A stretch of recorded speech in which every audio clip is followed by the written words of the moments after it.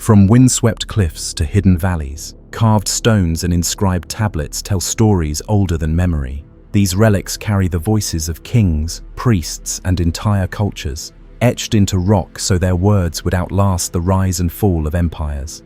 Some record triumphs in battle, others lay down codes of law or mark sacred ground. A few remain undeciphered, their meanings lost, their symbols standing as riddles meant for a future age. What makes them remarkable is not only their survival, but the questions they raise. How did ancient builders carve so precisely with tools we believe were primitive? Why do similar inscriptions appear in distant lands with no known contact between them? And why do so many of these stones speak of origins, floods, or cosmic events that seem to echo one another across continents? Scholars often frame these discoveries as isolated achievements, yet patterns emerge that suggest something more, an older, deeper layer of human history, one that may not fit neatly into the timelines we've been taught. Were these stones simply records, or did they serve as deliberate messages meant to endure when everything else was swept away? So, settle back and let the weight of these inscriptions guide you through time. Whether you're watching or simply listening, allow the steady rhythm of history carved in stone to carry you. Together, we'll explore the monuments, tablets, and stelae that may hold the keys to civilizations erased from memory, and the possibility that history itself is far stranger than we imagine. High on a limestone cliff in western Iran, more than 100 meters above the valley floor, lies a vast panel carved directly into the rock face. The surface bears a relief of figures frozen in procession, and beneath them runs line after line of ancient writing.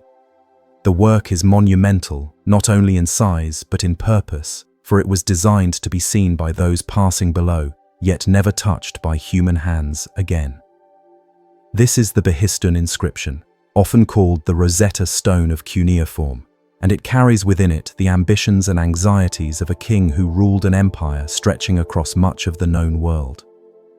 The man behind this project was Darius the Great, ruler of Persia from 522 to 486 before the Common Era.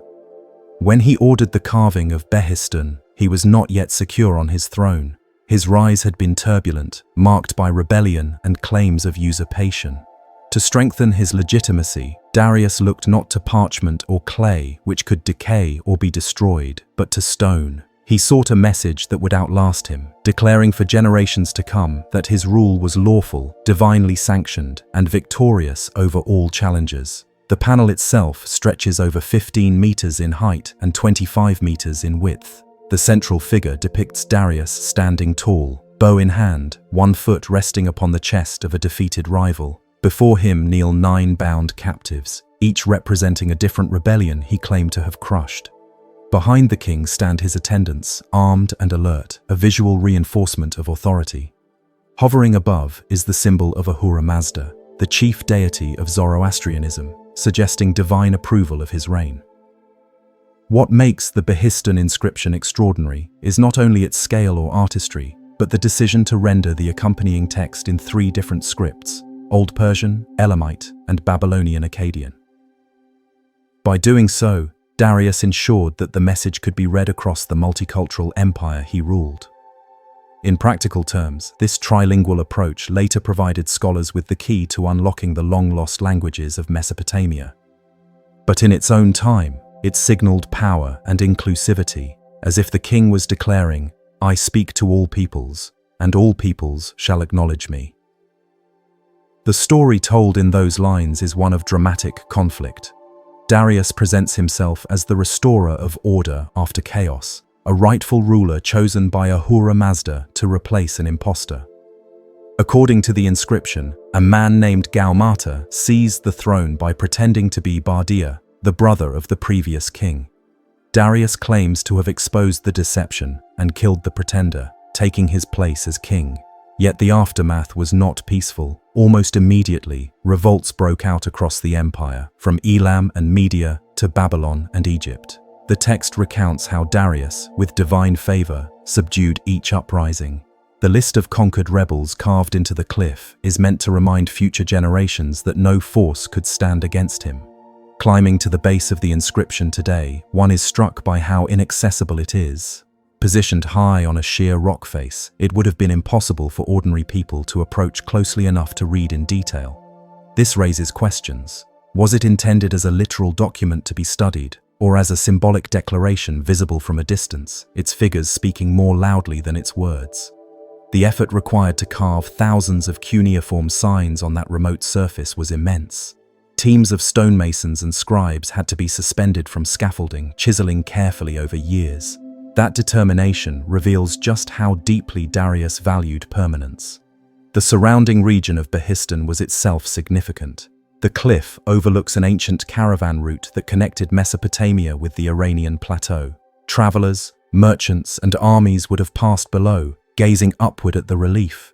Even if they could not read the inscriptions, they would see a king triumphant over captives, sanctioned by the gods. In this way, the monument worked on multiple levels, communicating both visually and textually, both symbolically and concretely. Centuries passed, and the Persian Empire that Darius built fell to Alexander the Great, then to Seleucid and Parthian successors, then to the Sasanians, and finally to the waves of Islamic dynasties. Through all of this, the Behistun inscription remained on its cliff, weathered but legible. Local legends formed around it. Medieval Persian poets described it as an image of Farhad, a tragic lover in folklore who carved the mountain in despair. To others, it was a mysterious set of figures made by beings long gone. Its true identity faded from memory, even as the stone itself remained. It was not until the 19th century that scholars began to understand its importance. Sir Henry Rawlinson, a British officer stationed in Iran, undertook the perilous task of copying the inscriptions in the 1830s. He scaled the cliff, sometimes dangling on ropes, pressing paper against the carved signs to capture their shapes. His painstaking transcriptions eventually allowed him to compare Old Persian with known languages, leading to the decipherment of cuneiform. Without Behistun, much of what we know about Mesopotamia, its kings, myths, and daily life, might still be locked away.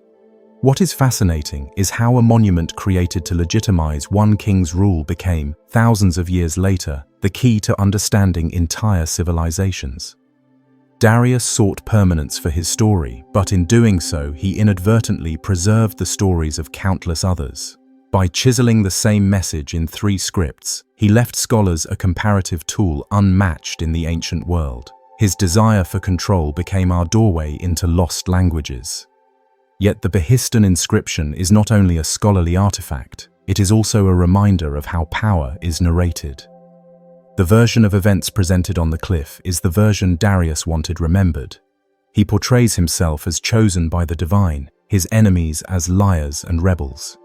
There is no room for dissenting voices, no mention of those who may have believed the pretender was legitimate, no account of the suffering caused by years of conflict.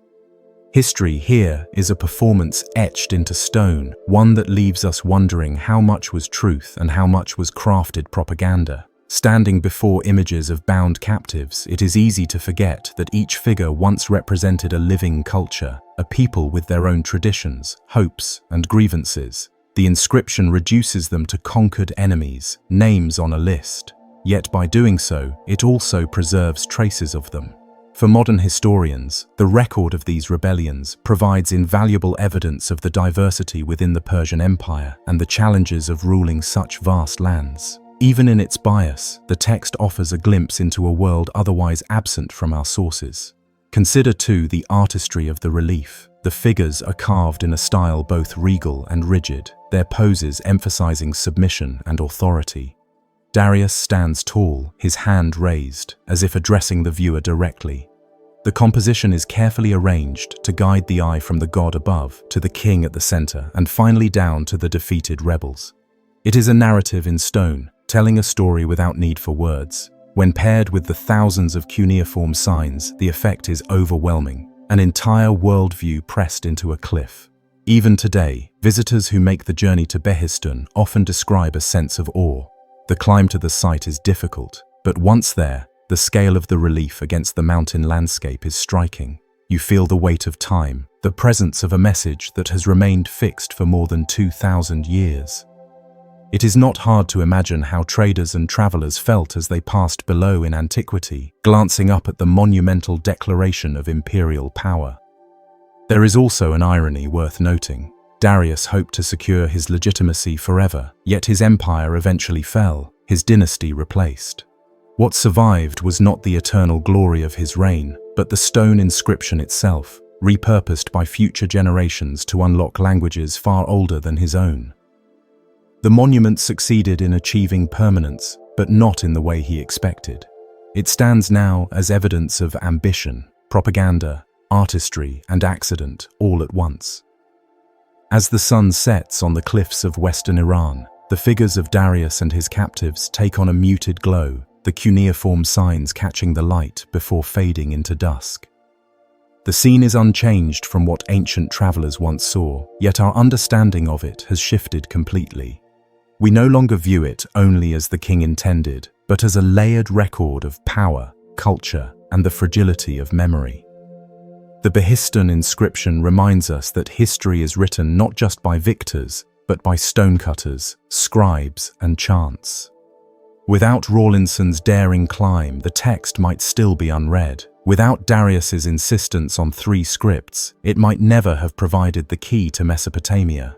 And without the slow erosion of time, we might still accept its narrative without question.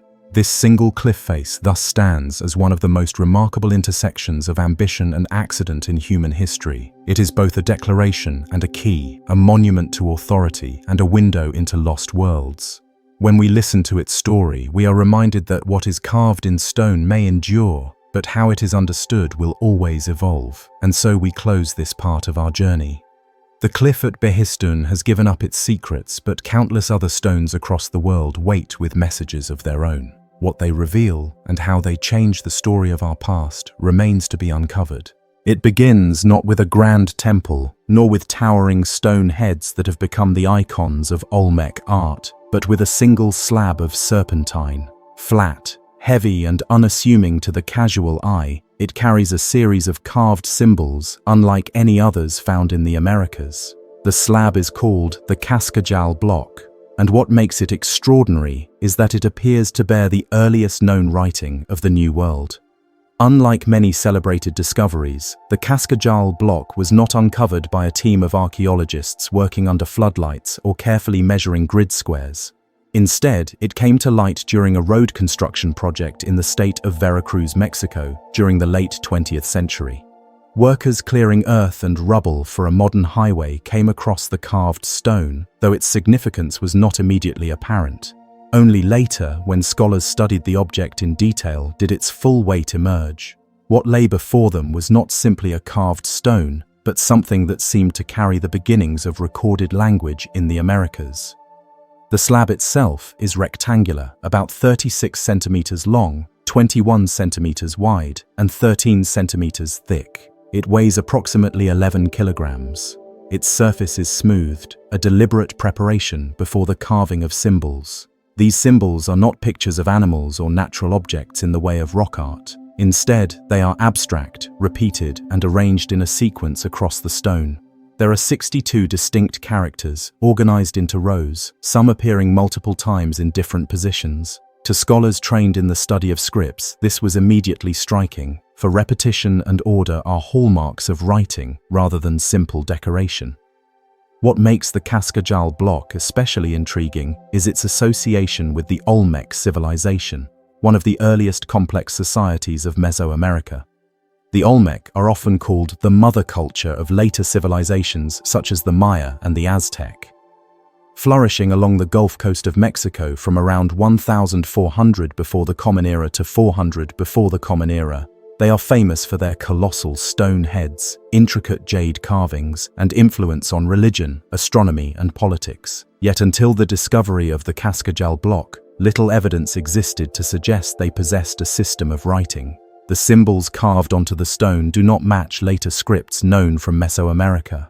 They are not the hieroglyphs of the Maya, nor the pictographs of central Mexico. They are unique, suggesting a writing system now lost. Some characters resemble plants or insects, others are geometric or abstract. Certain shapes recur in patterns that suggest syntax, while others appear isolated.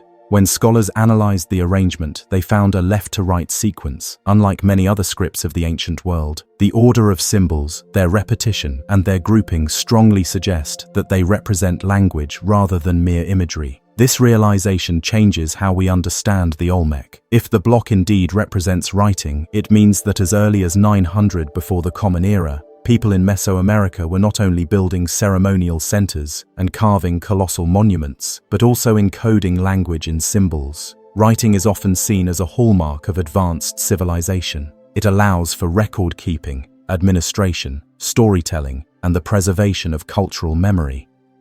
The existence of writing among the Olmec would push the history of literacy in the Americas back centuries before previously thought. Yet, as with many remarkable discoveries, the Cascajal block raises as many questions as it answers.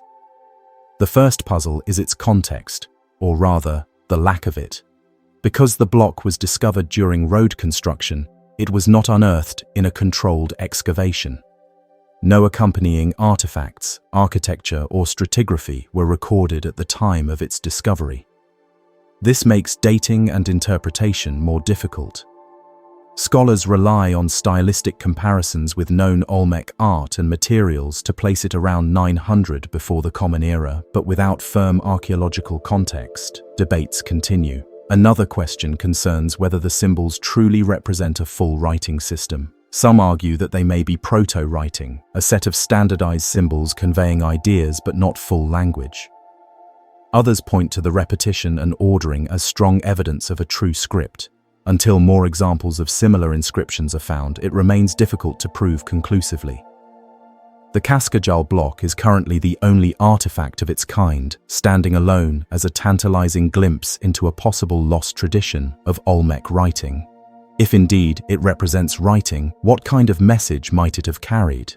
The surface of the block does not offer immediate clues. Unlike stelae of the Maya, which often combine imagery with hieroglyphic text and clear depictions of rulers or events, the Cascajal block is text only. No figures, no accompanying scenes, only symbols. This makes interpretation especially challenging.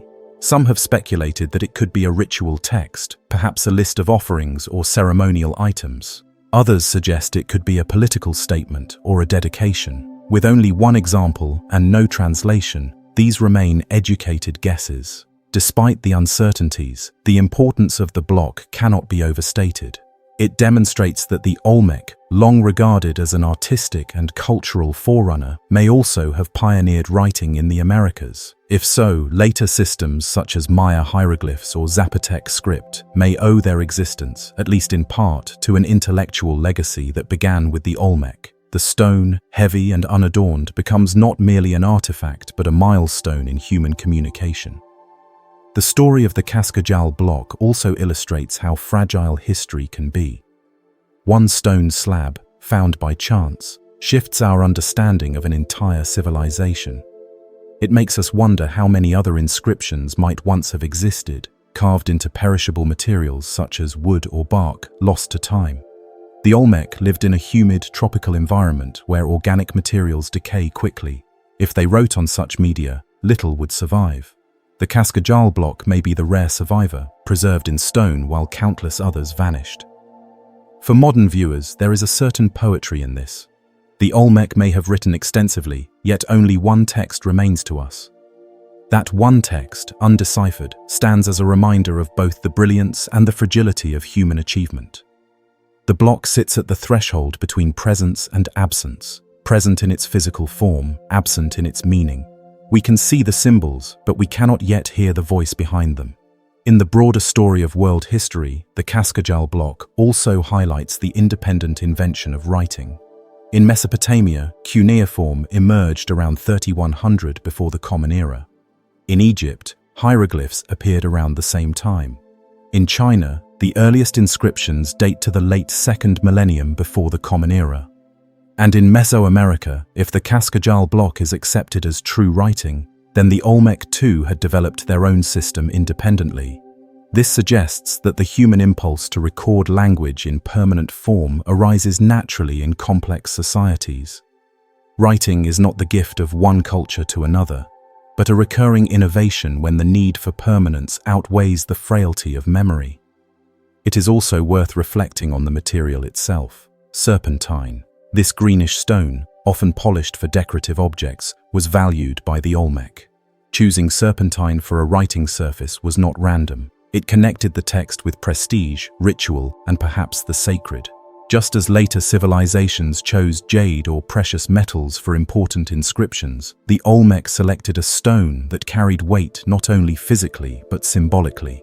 The block is as much an object of reverence as it is a vehicle of text. Today, the Cascajal block is preserved under careful conditions, studied by epigraphers, linguists, and archaeologists. Digital imaging has been used to capture its surface in high detail, allowing for analysis without further wear. Each groove, each incised line is scrutinized, compared, and catalogued. Yet despite the technology, the meaning remains elusive. For now, the block resists interpretation, maintaining its mystery. That mystery is part of its power. If the symbols were fully translated, they might reveal something mundane, a list of goods, a dedication to a local leader.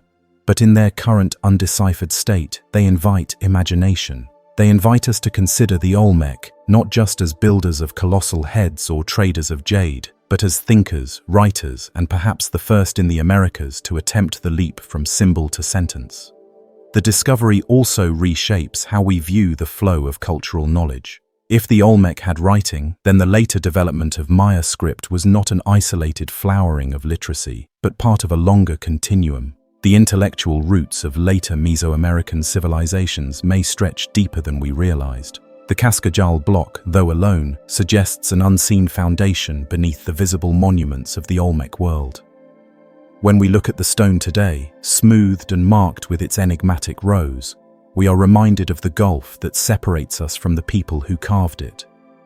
They lived nearly 3,000 years ago in villages and ceremonial centers along the humid Gulf Coast.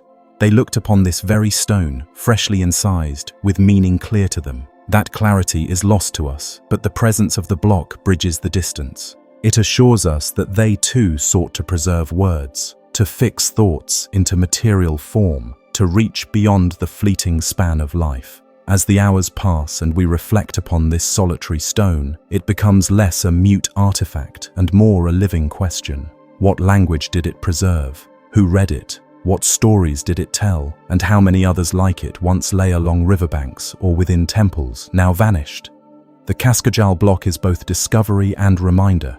Discovery of the earliest known script of the Americas, reminder of how much can be lost.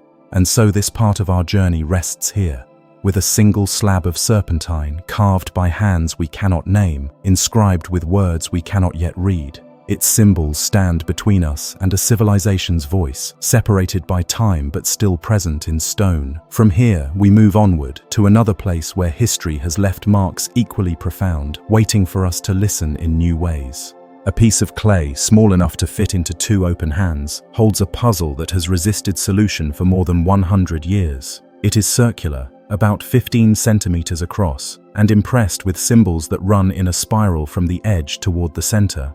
This is the Phaistos disc, unearthed on the island of Crete, and it has become one of archaeology's most perplexing artifacts. Despite countless studies, no one has been able to read it with certainty. The uniqueness of the disc begins with its method of creation. Most ancient inscriptions were carved by hand with stylus or chisel. The disc, however, was pressed with pre-formed stamps, each symbol carefully applied into the clay before it was fired. This stamping technique makes it the earliest known example of movable type printing. The 77 individual signs, repeated in 242 impressions, create a text unlike anything else from the Bronze Age Mediterranean. It appears systematic, intentional, and yet entirely without parallel. The discovery took place in 1908 during excavations at the Minoan Palace site of Phaistos. The Italian archaeologist Luigi Pernier was clearing a basement room of the complex when the disc came to light, resting in a layer of ash alongside fragments of Linear A, the still undeciphered script of the Minoans. Its placement suggested a date somewhere between 1700 and 1600 before the Common Era, though exact chronology remains debated. From the moment it was found, the disc attracted attention. Its compact size, the elegance of its spiral layout, and the strange pictographs invited comparison to writing systems across the ancient world, yet none matched. The symbols themselves are diverse. Some depict human figures in profile with headdresses or helmets, others represent animals such as birds and fish. There are also objects, ships, plumed staffs, tools, plants, even abstract shapes. Each sign is clear and deliberate, as though part of a standardized set. What remains elusive is their meaning. Are they phonetic signs, representing sounds of a language? Are they logograms, each symbol a word in itself? Or are they something in between, a hybrid system like early cuneiform? Without a bilingual inscription to provide a key, scholars remain divided. Part of the fascination lies in the spiral arrangement. The text begins at the outer rim and winds inward, creating a sense of motion as the reader's eye is guided toward the center. No other known inscription from Crete or the broader Aegean uses this format. Some researchers believe the spiral had symbolic meaning, perhaps linked to religious ritual or cosmological belief. Others see it as a practical solution to fit the entire message on a small disc. Whatever the reason, the design gives the disc an almost hypnotic quality, its lines drawing the viewer deeper into its mystery. Over the decades, attempts to decipher the Phaistos disc have filled libraries. Some have claimed to find connections to Indo-European languages, others to Semitic tongues, still others to Anatolian dialects. A few argue it represents a form of Proto-Greek, while others insist it may not even be writing in the strict sense, but a complex set of pictorial symbols. Each theory produces plausible interpretations, yet none have achieved consensus. The disc remains suspended between possibilities. One of the most controversial questions is whether the disc is a singular artifact or part of a lost tradition. No other examples of its script have been found anywhere in Crete or beyond. If it is unique, was it created for a special purpose, perhaps as a ritual object rather than a practical text? If it belonged to a wider system, why have no other examples survived? Some suggest that perishable materials like papyrus or parchment might have carried similar texts, leaving the clay disc as the lone survivor. Others propose it was a local experiment, a fleeting attempt at innovation that never spread. Beyond the academic debates, the disc exerts a strange hold on the imagination. Its compact form, its spiral of unreadable signs, invites speculation. Was it a hymn, a prayer, a calendar, a story, or a legal decree? Could it be a board for a forgotten game, its symbols marking moves or positions? Without translation, it floats in the space between artifact and enigma, inviting us to wonder rather than to know. The Phaistos disc also raises questions about the nature of discovery itself. When an artifact is so singular, how do scholars place it in context? Archaeology thrives on comparison. Pottery styles, building techniques, inscriptions cross-checked across sites. The disc resists this. It offers no companions, no explanatory notes, no second example to confirm its rules. In this way, it becomes both a gift and a challenge. A gift because it shows that human creativity in the Bronze Age could reach unexpected forms. A challenge because it denies us the comfort of certainty. In popular imagination, the disc has at times slipped free of scholarly caution. Writers have suggested links to Atlantis, to extraterrestrial visitors, to lost civilizations that left no trace but this one message. While such claims stretch evidence beyond credibility, they reflect the disc's allure. An undeciphered text becomes a blank canvas for speculation. The human mind, faced with symbols it cannot read, longs to supply meaning. Yet, there is value in resisting the urge to rush towards solutions. The Phaistos disc reminds us that some parts of history remain beyond our grasp, at least for now. The patience required to live with mystery, to admit uncertainty, can itself be a kind of wisdom. Archaeology is not only about answers, but about learning to frame better questions. Consider, for instance, the act of stamping. Each symbol on the disc was pressed into clay with a tool, rather than carved individually. This required foresight. Someone had to design, carve, and prepare the stamps before the disc was made. This suggests a community of artisans, not just a lone scribe. It also implies a degree of standardization, as if these signs had established forms recognizable to those who used them. Whether this experiment continued or ended with the disc itself, it shows a remarkable awareness of how to replicate writing efficiently. The spiral arrangement further adds to the sense of intentional design. Spirals are common in Minoan art, appearing on pottery and frescoes, often linked to cycles of life, nature, or celestial movement.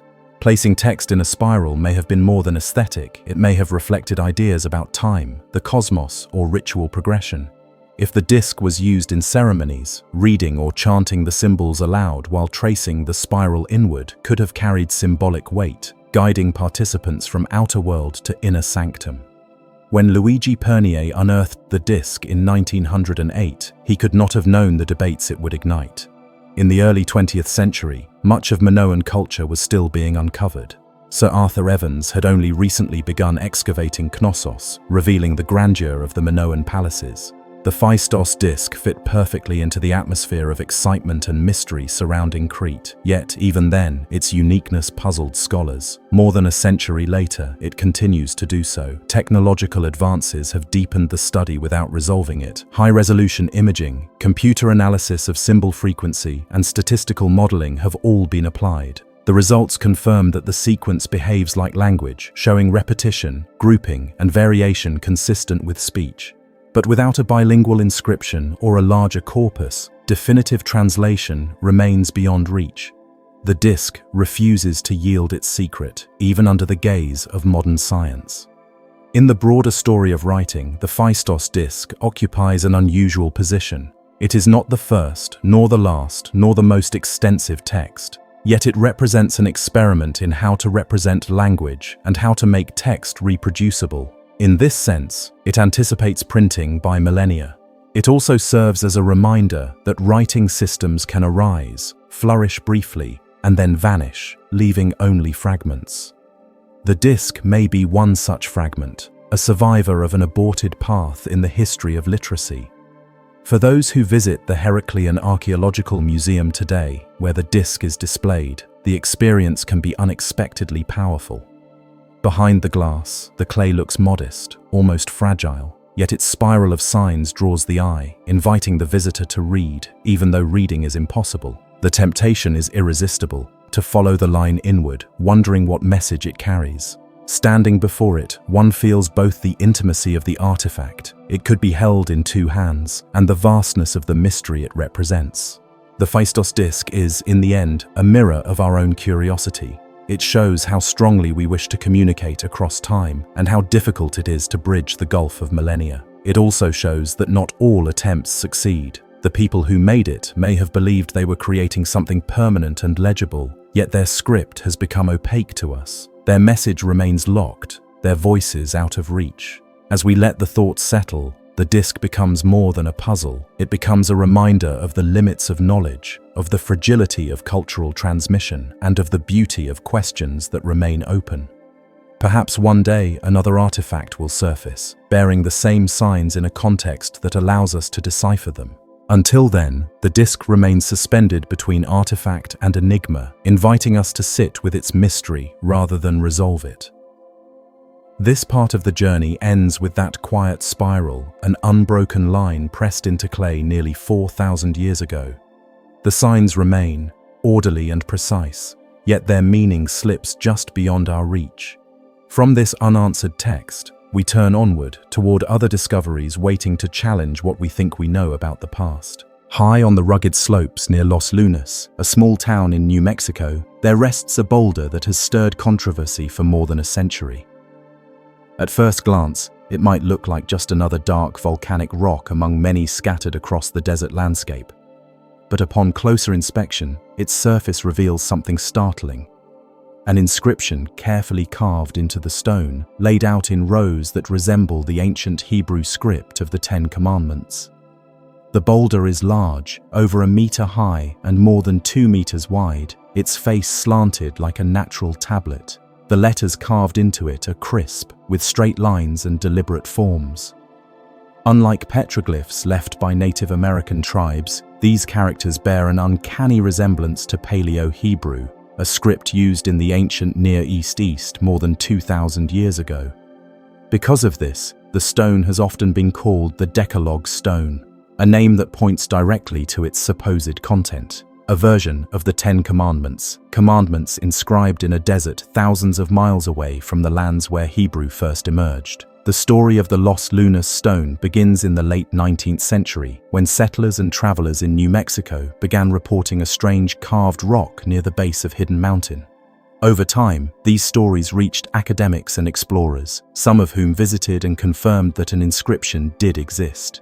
The site lies about 35 miles south of Albuquerque, in a rugged region dotted with volcanic features. Its location, remote but not inaccessible, meant that generations of locals were aware of the stone long before professional scholars began to study it. When archaeologists and linguists first examined the boulder, they were struck by its apparent use of Paleo-Hebrew letters. The arrangement of words and spacing suggested more than decoration. Some experts noted that the text seemed to follow the structure of the Ten Commandments, though with certain variations from the biblical versions known in Hebrew scripture.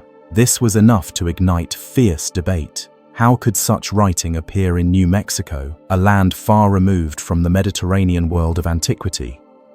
One theory held that ancient seafarers from the Near East had somehow crossed the Atlantic and traveled inland, leaving behind this inscription as evidence of their presence. Such an idea, while dramatic, would overturn conventional history, which holds that the Americas were isolated from the Old World until the voyages of the late 15th century. Another explanation suggested that the inscription was a much later creation, carved by someone with knowledge of Hebrew who wished to leave a mark in the desert. Perhaps it was the work of a Jewish settler in the 19th century, or even a hoax meant to confuse or impress. The stone itself does not give easy answers. Unlike artifacts found in controlled excavations, the Los Lunas stone sits exposed on the mountainside, without accompanying objects to provide context. No pottery, tools, or other datable materials have been recovered near it. This lack of context makes it difficult to determine when the inscription was made. Weathering studies have been attempted, with some researchers claiming the letters show centuries of wear, while others argue that they could be much more recent. The inscription's resemblance to ancient Hebrew is both compelling and problematic. Scholars who specialize in Semitic languages have examined photographs and transcriptions of the text. Some see authentic Paleo-Hebrew forms, consistent with inscriptions from the first millennium before the Common Era. Others note irregularities, letters that seem poorly formed, inconsistent grammar, or unusual phrasing. These details lead some to suspect the work of an amateur imitator rather than an ancient traveler. Despite the doubts, the stone has attracted considerable fascination. Visitors often hike to Hidden Mountain to see the inscription for themselves. Standing before it, the size and clarity of the letters are impressive. They are not casual scratches or graffiti, but deep, deliberate carvings requiring time and effort. Whether ancient or modern, the maker intended the message to last. The broader implications of the stone tie into a long history of speculation about pre-Columbian contacts between the Old World and the New. The idea that Phoenicians, Hebrews, or other Mediterranean peoples might have crossed the ocean in antiquity has been proposed many times, though mainstream archaeology remains skeptical. No definitive evidence of such voyages has been found, aside from disputed artifacts like the Los Lunas stone. Yet the possibility continues to intrigue, especially when faced with an inscription that looks so undeniably like Old World script. Some researchers have pointed out that the inscription might not require a transatlantic voyage to explain. During the 19th century, knowledge of ancient Hebrew scripts was spreading among scholars and educated laypeople. It is possible that someone in the American Southwest, fascinated by biblical archaeology, carved the inscription as a personal project or even as a religious act. In this interpretation, the stone becomes a kind of devotional monument, created by a settler drawing upon sacred texts. Still, the physical presence of the stone on a remote mountain gives it a weight that photographs cannot fully convey. It is not located near a town square or churchyard, where one might expect a 19th century religious carving. Instead, it rests in a lonely landscape of volcanic rock, accessible only by a rugged climb. The effort required to transport tools, choose the site, and execute the inscription seems unusual if the intent was simply personal devotion. Why go to such lengths when a simpler, more visible location would suffice? The stone also raises questions about memory and local tradition. For decades before scholars began to examine it, local ranchers, shepherds, and travelers were aware of the inscription. Some claim to have seen it as children in the early 19th century, suggesting it predates their lifetimes. Such oral testimonies, while not conclusive, add layers to the puzzle. If the stone had been carved in recent times, why did so many locals believe it had always been there? In recent years, the Los Lunas stone has drawn both tourists and researchers, though it remains officially protected due to concerns about vandalism. Some letters have been reinforced by later hands, further complicating analysis.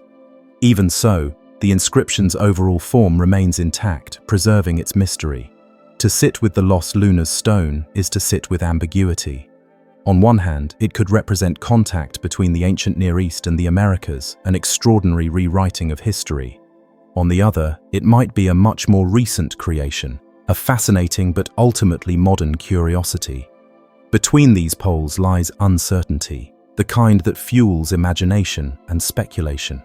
The power of the stone lies precisely in this uncertainty. Whether carved by an ancient traveler or a settler with biblical knowledge, it has become part of New Mexico's cultural landscape. It invites reflection on how histories intersect, how scripts travel, and how human beings seek to leave marks that transcend their lifetimes. Seen against the backdrop of the desert, the letters appear both familiar and out of place. They recall commandments first set down in the lands of the Levant, yet here they rest on American soil, far from their origins. This dislocation is what makes the stone so compelling. It embodies the idea that history is not always neatly contained within boundaries, that stories may have unfolded in ways we have yet to fully grasp. As with the Phaistos disc of Crete or the Cascajal block of Mexico, the Los Lunas stone stands as a challenge. It reminds us that artifacts can resist easy categorization. They can sit outside established timelines, refusing to conform to our expectations. Whether authentic or not, the Decalogue stone forces us to ask questions about the past that might otherwise remain unasked. The debate will likely continue as new methods of analysis are applied, as more voices weigh in, and as visitors continue to make the climb to Hidden Mountain. Perhaps one day further discoveries will tip the balance toward one explanation or another. Until then, the stone remains a riddle carved into basalt, inviting contemplation in the dry air of the desert. This part of our journey concludes with that carved inscription, rows of characters that look like commandments, set far from the lands where such words were first spoken. The stone rests quietly, resisting certainty, bridging worlds that may or may not have touched. From here, we continue onward to a different place where questions of history once again rise from carved surfaces and ancient hands. Long before history was written as grand chronicles of kings or sweeping epics of conquest, someone in the ancient hills of Canaan pressed words into limestone that spoke only of earth and time. The inscription did not tell of battle, nor claim divine visions. Instead, it listed what farmers did to survive. It spoke of ploughing, of sowing, of gathering barley and fruit, of tending vines, and of the quiet but relentless rhythm that governed the agricultural year. This unassuming block, now known as the Giza calendar tablet, remains one of the earliest surviving Hebrew inscriptions, dating to around the 10th century before the Common Era. What makes this artifact striking is not its size. It fits easily within the grasp of two hands, nor its decoration, for there is none. Its power lies in simplicity. 8 short lines of Paleo-Hebrew, carved with neat strokes, present a schedule that could have guided a farmer's year more than 2.5 millennia ago. Those words are all that remain of a way of life, both ordinary and extraordinary. Ordinary because it describes the basic routines of planting and harvest. Extraordinary because it has survived across thousands of years, transforming from a practical note into one of the earliest witnesses of Hebrew script. The tablet came to light in 1899 during excavations led by R.A.S. McAllister at Tel Gezer, a mound lying between Jerusalem and the Mediterranean coast. McAllister's work uncovered city gates, fortifications, and other remains of ancient Giza, but among the rubble, this modest limestone block was something else entirely. Unlike monumental inscriptions carved to proclaim victories or boundary stones marking royal authority, this text dealt with cycles of work tied directly to the land itself. That contrast between the humble and the monumental is what has made the Giza tablet so fascinating to scholars. Reading the inscription is like watching a year unfold in compressed form. It begins with 2 months of ingathering, thought to mean the harvest of olives and grapes. Next come 2 months of sowing, then 2 months of late planting, perhaps for grain.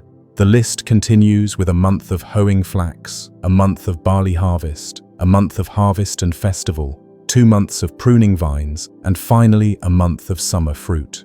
With that last line, the cycle completes. Nothing more is added, no commentary, no explanation, just the steady march of agricultural tasks. Some scholars believe the tablet may have been a kind of school exercise. The handwriting suggests a young scribe, possibly practicing the art of writing by inscribing something familiar and useful. If that is the case, the Giza tablet may not have been intended as a monument at all, but rather as a lesson, preserved only by chance. Yet the fact that such an exercise would take the form of an agricultural calendar shows how deeply tied language and survival were. Words were not only for rulers or priests, they were also for keeping time with the fields. Others suggest the tablet may have functioned as a mnemonic device for farmers themselves, a kind of guide that condensed the year into manageable segments. If so, the inscription would represent not just practice, but utility.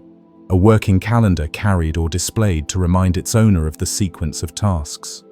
Whatever its original purpose, the fact that it survives shows that writing was beginning to filter into everyday life in ancient Israel. The script itself is Paleo-Hebrew, closely related to Phoenician, the alphabet that spread widely across the Mediterranean. Its letters are angular, sharp, and clearly recognizable, forming a link in the chain that would eventually lead to the Hebrew of later centuries.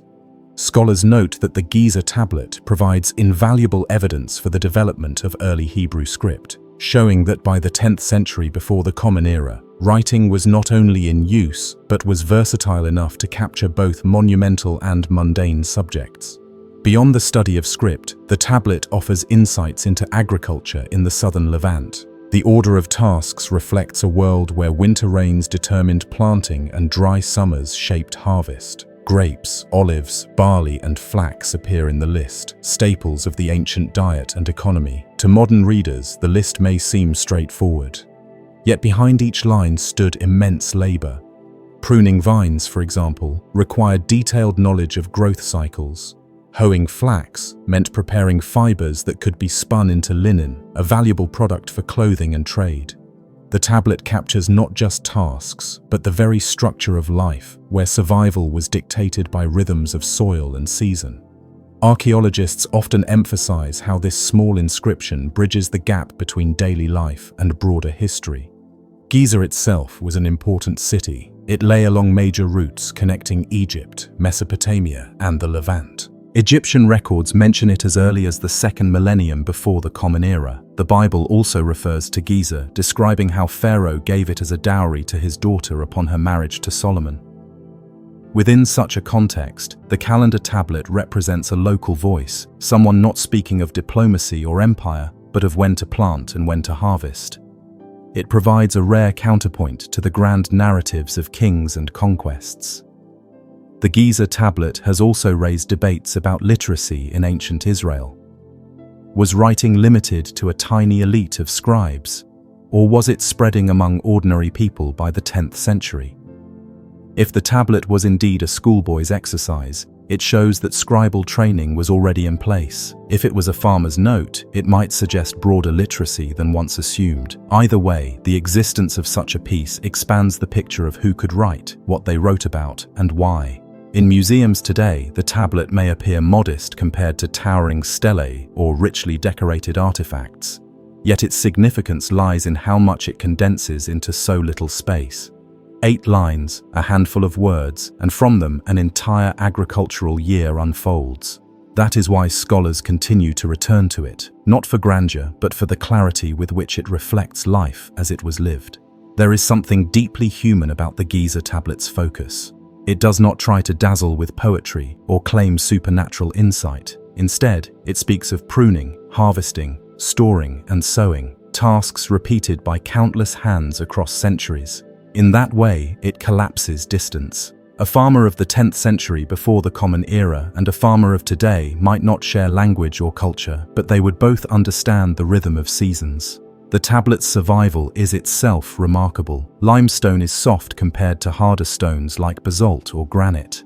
An inscription like this could easily have been worn away by weather or destroyed in the turmoil of centuries.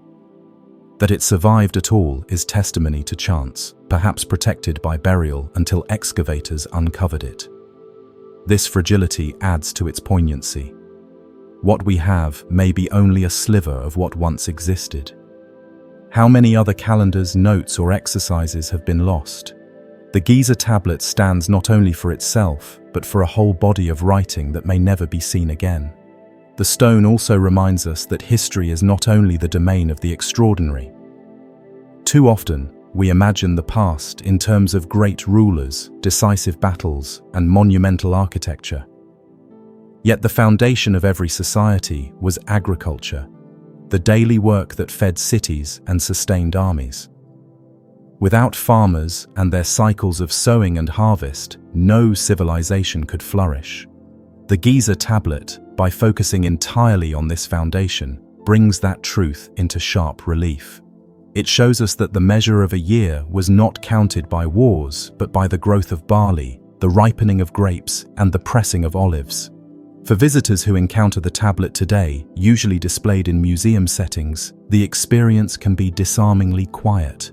There are no grand figures carved into its surface, no elaborate decoration, just lines of script, ancient yet recognizable. And in those lines is a world, people rising early to till soil, bending low to prune vines, lifting baskets heavy with fruit, resting after long harvest days. It is an artifact that connects us not to kings but to ordinary lives, and in doing so, it feels intimate in a way that grander inscriptions rarely do.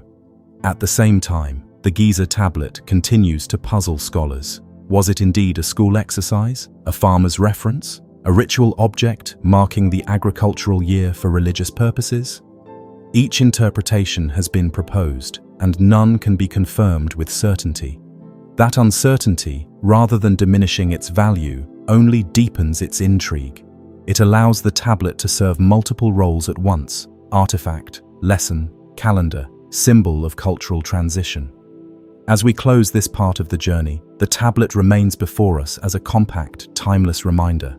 Carved by an unknown hand in the 10th century before the Common Era, it survived to tell us how people once measured life, not in years or dynasties, but in harvests and sowings, in the endless turning of the agricultural cycle. From that quiet block of limestone, we move forward, toward another inscription where the past once again presses itself into stone, waiting to be read. When scholars first began translating the cuneiform signs pressed into a particular ancient tablet, they expected records of tribute, inventories of goods, or perhaps a record of building works. What they uncovered instead was something far stranger, a list of rulers whose reigns were measured not in decades or generations, but in thousands upon thousands of years. The Sumerian king list, as it is now called, remains one of the most enigmatic documents from Mesopotamia, both a chronicle and a puzzle, stretching back into a time that feels less like history and more like myth.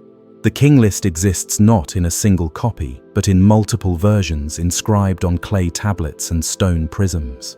The most famous is the Weld Blundell prism, held at the Ashmolean Museum in Oxford, a four-sided cuneiform document dating to around 2,100 years before the Common Era. Each side of the prism is carefully inscribed with rows of names, cities, and reign lengths, preserving a sequence of rulers said to have governed Sumer from the earliest times down to later historical kings. At the beginning of the list, the scale of time is staggering. Kings are said to have ruled for tens of thousands of years each. One ruler from the city of Eridu, Alulim, is recorded as having reigned for 28,800 years. Another, Alalngar, is said to have ruled for 36,000 years. The total span of these early kings stretches beyond anything imaginable for human lifespans. Then, after a sequence of these impossibly long reigns, the text presents a turning point. It simply states, "Then the flood swept over." This reference to a great flood marks a dividing line in the king list. Before the flood, rulers lived for extraordinary spans of time, almost divine in duration. After the flood, reigns become shorter, though still longer than those of later historical monarchs. Gradually, as the list continues, reign lengths reduce to decades and eventually to more plausible spans, until the kings named can be confirmed by other historical records. The result is a document that moves from the mythical into the historical, blending legend and reality into one continuous narrative. The king list names cities as well as rulers. Authority is described as having been passed from one city to another, moving across Mesopotamia as if kingship itself were a divine gift that could be transferred. Eridu, Bad Tibira, Larak, Sippar, Shuruppak, each is listed as a seat of power in the era before the flood. After the flood, cities such as Kish, Uruk, and Akkad emerge, names familiar from archaeological discoveries and historical sources. This movement of power from one city to the next suggests that the king list was not only a record, but also a political statement, emphasizing the legitimacy of certain dynasties by situating them within a divine, continuous history. The purpose of the king list has been much debated. Some view it as a unifying chronicle, created to link the various city-states of Sumer into a single tradition. Others see it as political propaganda, used by later rulers to legitimize their reigns by placing themselves within the framework of a divine kingship stretching back to the beginning of time. Whatever its intent, the text reflects a worldview where history, myth, and divine order were inseparably entwined. Reading the king list raises difficult questions. How did the compilers view the vast spans of years attributed to early rulers? Did they believe kings actually reigned for tens of thousands of years? Or were these numbers symbolic, intended to convey greatness and divine favor? Some scholars suggest the figures may represent astronomical cycles or multiples of important numbers transformed into reign lengths. Others argue they reflect oral traditions that remembered ancient rulers as semi-divine beings, closer to gods than humans. The mention of the flood is particularly intriguing. The Sumerian king list is one of several Mesopotamian texts that refer to a catastrophic flood wiping out earlier civilizations. The Epic of Gilgamesh tells of Utnapishtim, who survives a great deluge sent by the gods, an account that closely parallels the biblical story of Noah. Archaeological evidence from Mesopotamian sites such as Shuruppak has revealed flood layers dating to around 3,000 years before the Common Era, suggesting that memory of real floods may have shaped these traditions. By placing the flood as the dividing line between the reigns of the antediluvian and post-diluvian kings, the king list frames history as a story of renewal after catastrophe. The progression from impossibly long reigns to historically attested monarchs also offers a glimpse into how ancient Mesopotamians thought about time. The earliest rulers belonged to a world of legend, where human beings were closer to the divine and lived for extraordinary spans. As time moves forward, humanity becomes more bounded, lifespans shorten, and history takes on a more familiar rhythm. This transition mirrors themes found in many cultures, where a golden age of the past is remembered as a time of great longevity, gradually giving way to the more limited lifespans of the present. Among the later kings listed are names that match archaeological evidence. Enmebarajsi of Kish, for example, is mentioned in both the king list and contemporary inscriptions, making him one of the earliest Mesopotamian rulers confirmed by archaeology. Similarly, Gilgamesh of Uruk, famed in epic poetry, appears on the list as an actual king, bridging the gap between legend and history. This blending of mythical and historical figures is part of what makes the king list so fascinating. It is not simply fantasy, nor purely record, but something in between. The survival of multiple versions of the king list suggests it was widely copied and circulated, valued for its role in shaping collective memory. Each version has slight variations, reflecting the interests of the scribes and rulers who produced them. Some extend the list further, others emphasize particular dynasties. The Weld Blundell Prism is the most complete, but fragments from Nippur, Lhasa, and other sites confirm that the text was known across Mesopotamia. Its endurance over centuries shows that it played a central role in how Mesopotamians conceived of their past. Holding the king list in mind, one is struck by how it challenges modern categories.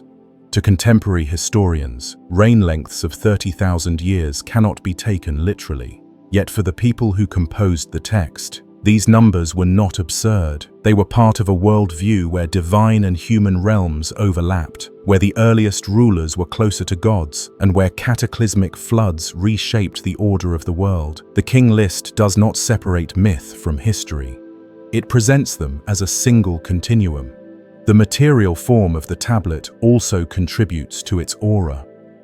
The Weld Blundell prism is a finely made object, about 20 centimeters high, with 4 carefully shaped sides. Each side is covered with neat columns of cuneiform signs pressed into the clay before it was baked. The precision of the writing reflects the skill of trained scribes, and the durability of baked clay has preserved their work for more than 4,000 years. When we read the king list today, we are engaging directly with the marks of ancient hands, preserved across millennia. Modern interpreters continue to wrestle with the king list's implications. Some see it as evidence of an early attempt at universal history, the idea that all rulers, all cities, and all eras can be placed within a single ordered sequence. Others note that it reflects the political ambitions of rulers who wanted to show that kingship was eternal, passing from city to city but never broken. A few even propose that the exaggerated reign lengths preserve distorted memories of real events or cycles, echoes of astronomical observations or calendar systems encoded into narrative form. For those drawn to alternative histories, the king list is often cited as evidence of lost civilizations or forgotten knowledge.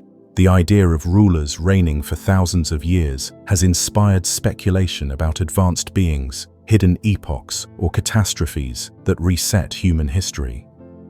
While mainstream archaeology does not support such interpretations, the fascination persists, fueled by the mysterious nature of the text.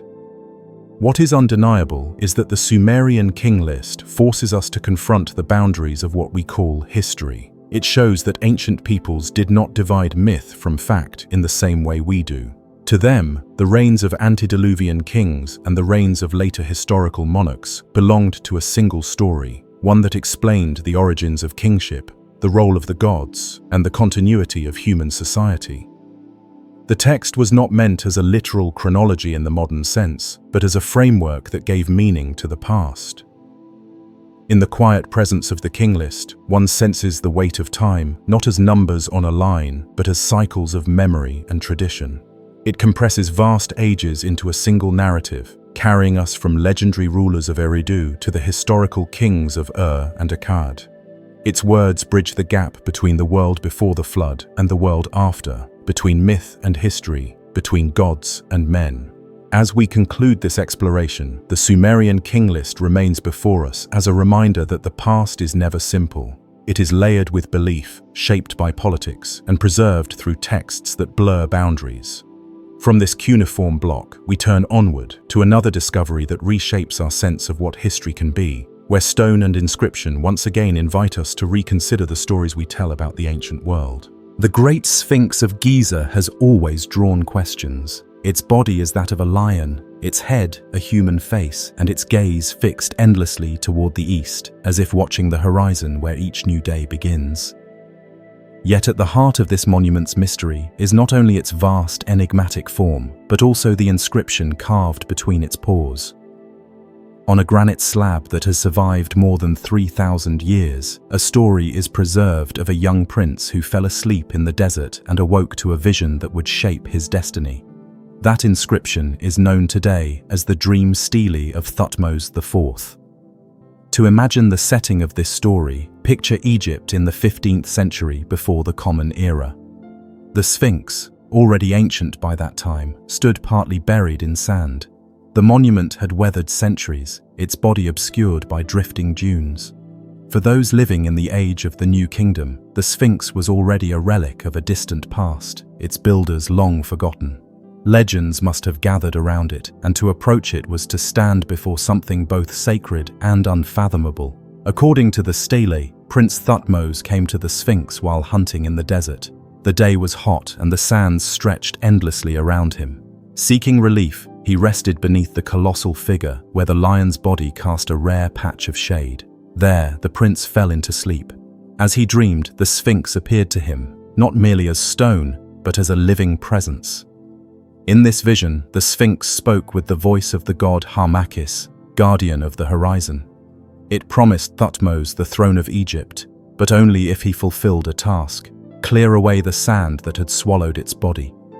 When the prince awoke, he carried with him both a command and a promise. He would one day be pharaoh, not through ordinary succession, but through divine appointment. The stele tells us that Thutmose honored this vision. He ordered the sand to be removed, freeing the monument, and in gratitude he placed the inscription between its paws, ensuring that all who came after would know the story. The dream stele measures over 3 meters in height, carved from red granite. Its surface is divided into registers. At the top, a carved relief shows the young Thutmose standing before the Sphinx in reverence, offerings in hand. Beneath the images, lines of hieroglyphs recount the dream, the divine promise, and the prince's fulfillment of the task.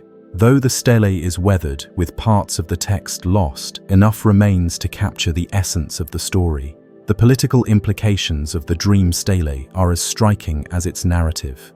In the complex royal family of the 18th dynasty, succession was not always straightforward. By presenting his rule as divinely ordained, Thutmose IV strengthened his legitimacy. The stele was more than a record of a personal vision. It was a public declaration that his kingship came from the gods themselves. Anyone who doubted his right to rule needed only to read the inscription between the Sphinx's paws. Yet beyond politics, the stele offers us a glimpse into the ancient Egyptian relationship with monuments. To them, structures like the Sphinx were not mere stone, but vessels of divine power. The Sphinx, in particular, was linked to the sun god, embodying protection and cosmic order. By framing his dream as a dialogue with the Sphinx, Thutmose was not inventing a story out of nothing. He was participating in a long tradition of seeing the land itself as alive, its monuments as voices of the divine. Archaeologists who study the dream stele note its unusual blending of dream narrative and royal propaganda.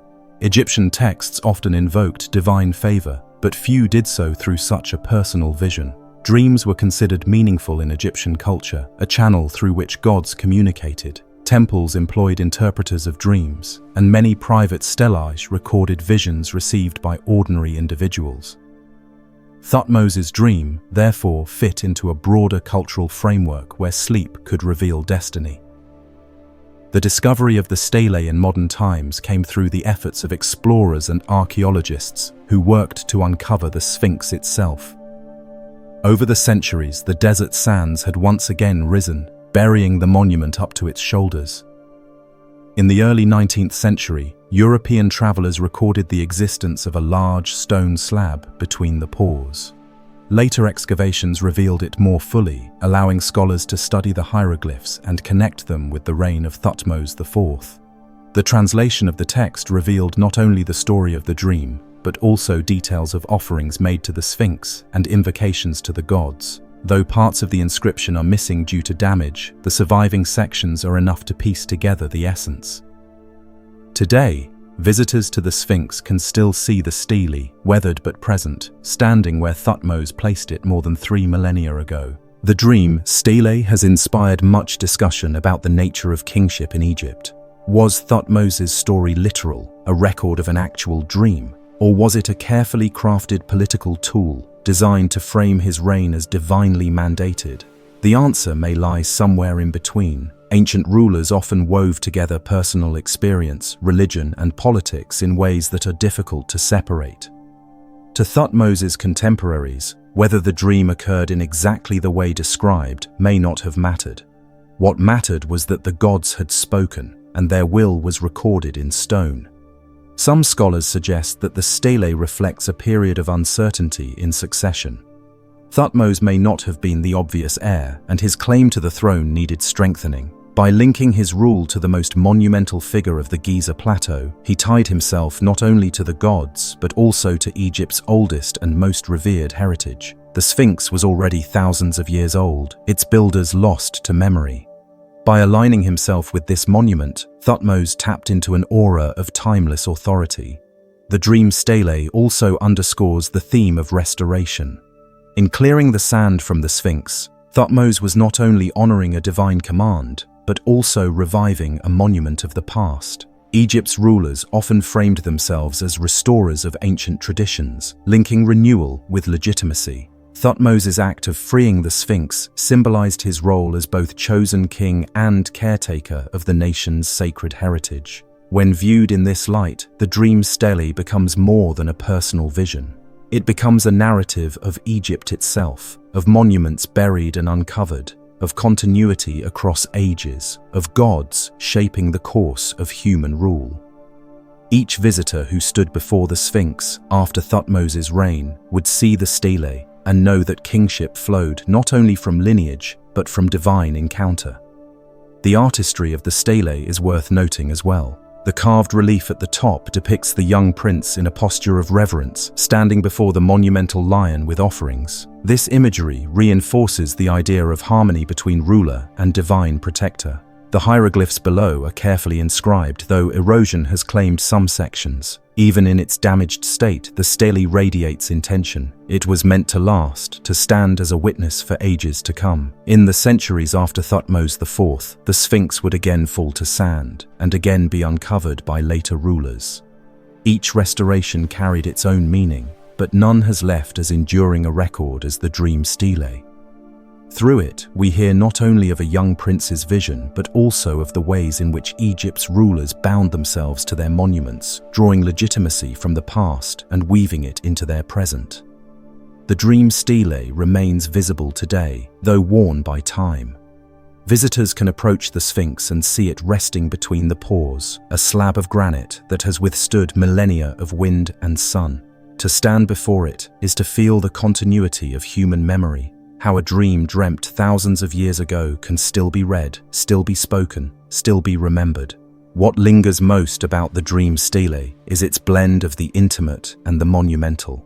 It tells of a single moment, a prince asleep in the desert, touched by a vision. Yet that moment altered the course of Egypt's history, shaping a reign and leaving an inscription that endures.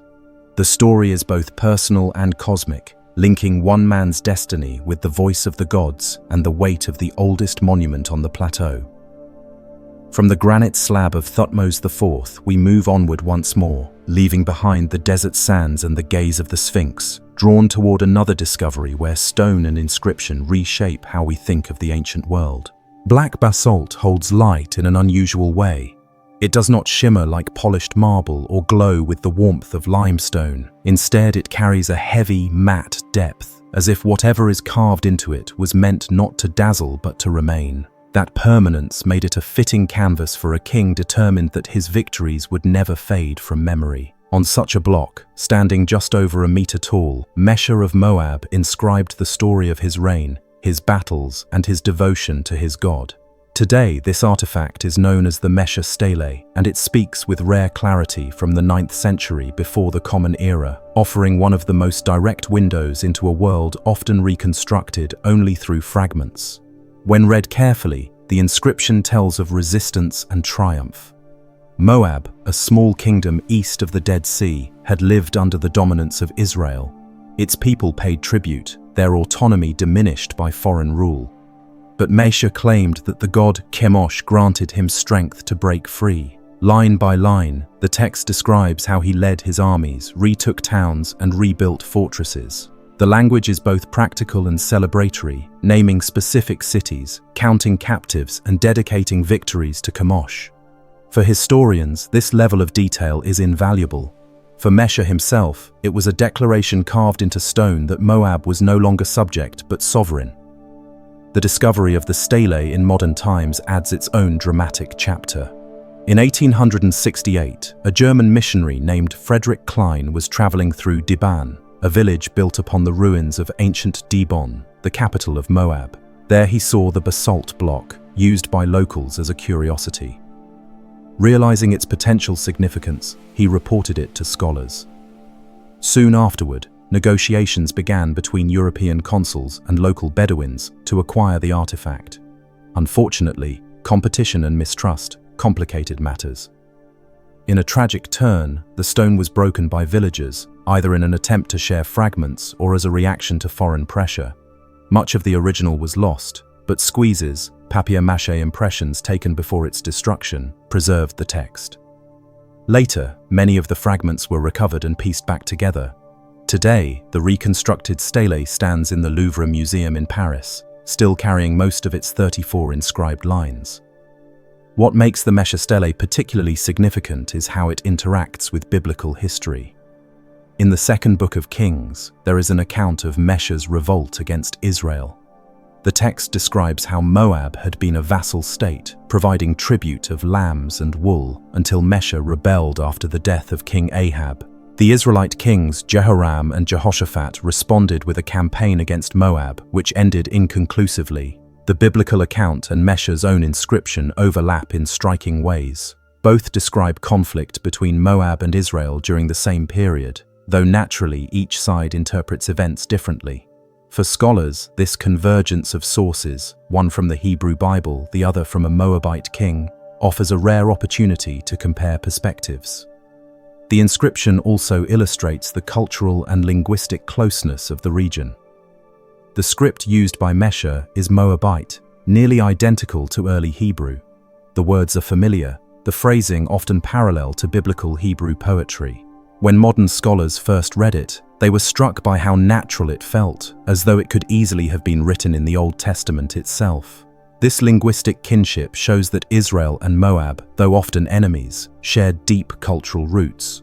They lived on neighboring lands, spoke related tongues, and worshipped deities with overlapping attributes. The dividing lines were political and religious, but their daily life would have been recognizable to each other. One of the most vivid passages of the stele recounts Mesha's capture of Nebo, a town under Israelite control. He describes killing thousands, including entire families, and dedicating the spoils to Chemosh. These details can feel harsh to modern readers, but they reflect the conventions of royal inscriptions in the ancient Near East. Victories were celebrated with numbers and dedications, framed as acts carried out under divine mandate. For Mesha, to record such deeds was not merely to boast, but to affirm that Chemosh had restored balance and justice. Beyond battles, the stele speaks of construction and renewal. Mesha describes building reservoirs, fortifications, and temples. These details highlight the practical side of kingship. Warfare was central, but so was the rebuilding of cities, the securing of water supplies, and the honoring of the national god through monuments. The combination of military and civic achievements presents Mesha not only as a warrior, but as a restorer of Moabite strength. For archaeologists and historians, the Mesha stele provided one of the earliest extra-biblical confirmations of names and places mentioned in Scripture. It references the House of Omri, a dynasty of Israelite kings, directly linking archaeological inscription with biblical narrative. Such references have fueled ongoing debates about the historical accuracy of the Bible, with the stele often cited as a cornerstone in that discussion. The style of the text itself invites reflection. Unlike many monumental inscriptions that are formulaic or heavily symbolic, the Mesha stele feels almost conversational in places. It lists victories plainly, notes the destruction of towns, and mentions the building of gates and walls. This concreteness makes the past feel closer, as though one could follow Mesha through the rugged hills of Moab, seeing the stones he set in place, the temples he raised, the wells he dug. The religious dimension is impossible to separate from the narrative. Chemosh appears again and again as the central figure. Victories are attributed to him, defeats explained as his anger, triumphs celebrated as his deliverance. This close relationship between king and deity mirrors the worldview of neighboring Israel, where Yahweh was similarly invoked as the giver of victory.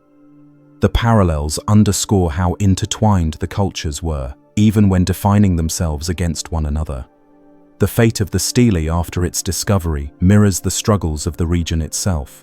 Broken, scattered, then reassembled, it is no longer whole, but remains readable. The story it tells has survived despite conflict, much as the memory of Moab has persisted despite its eventual disappearance as a political entity.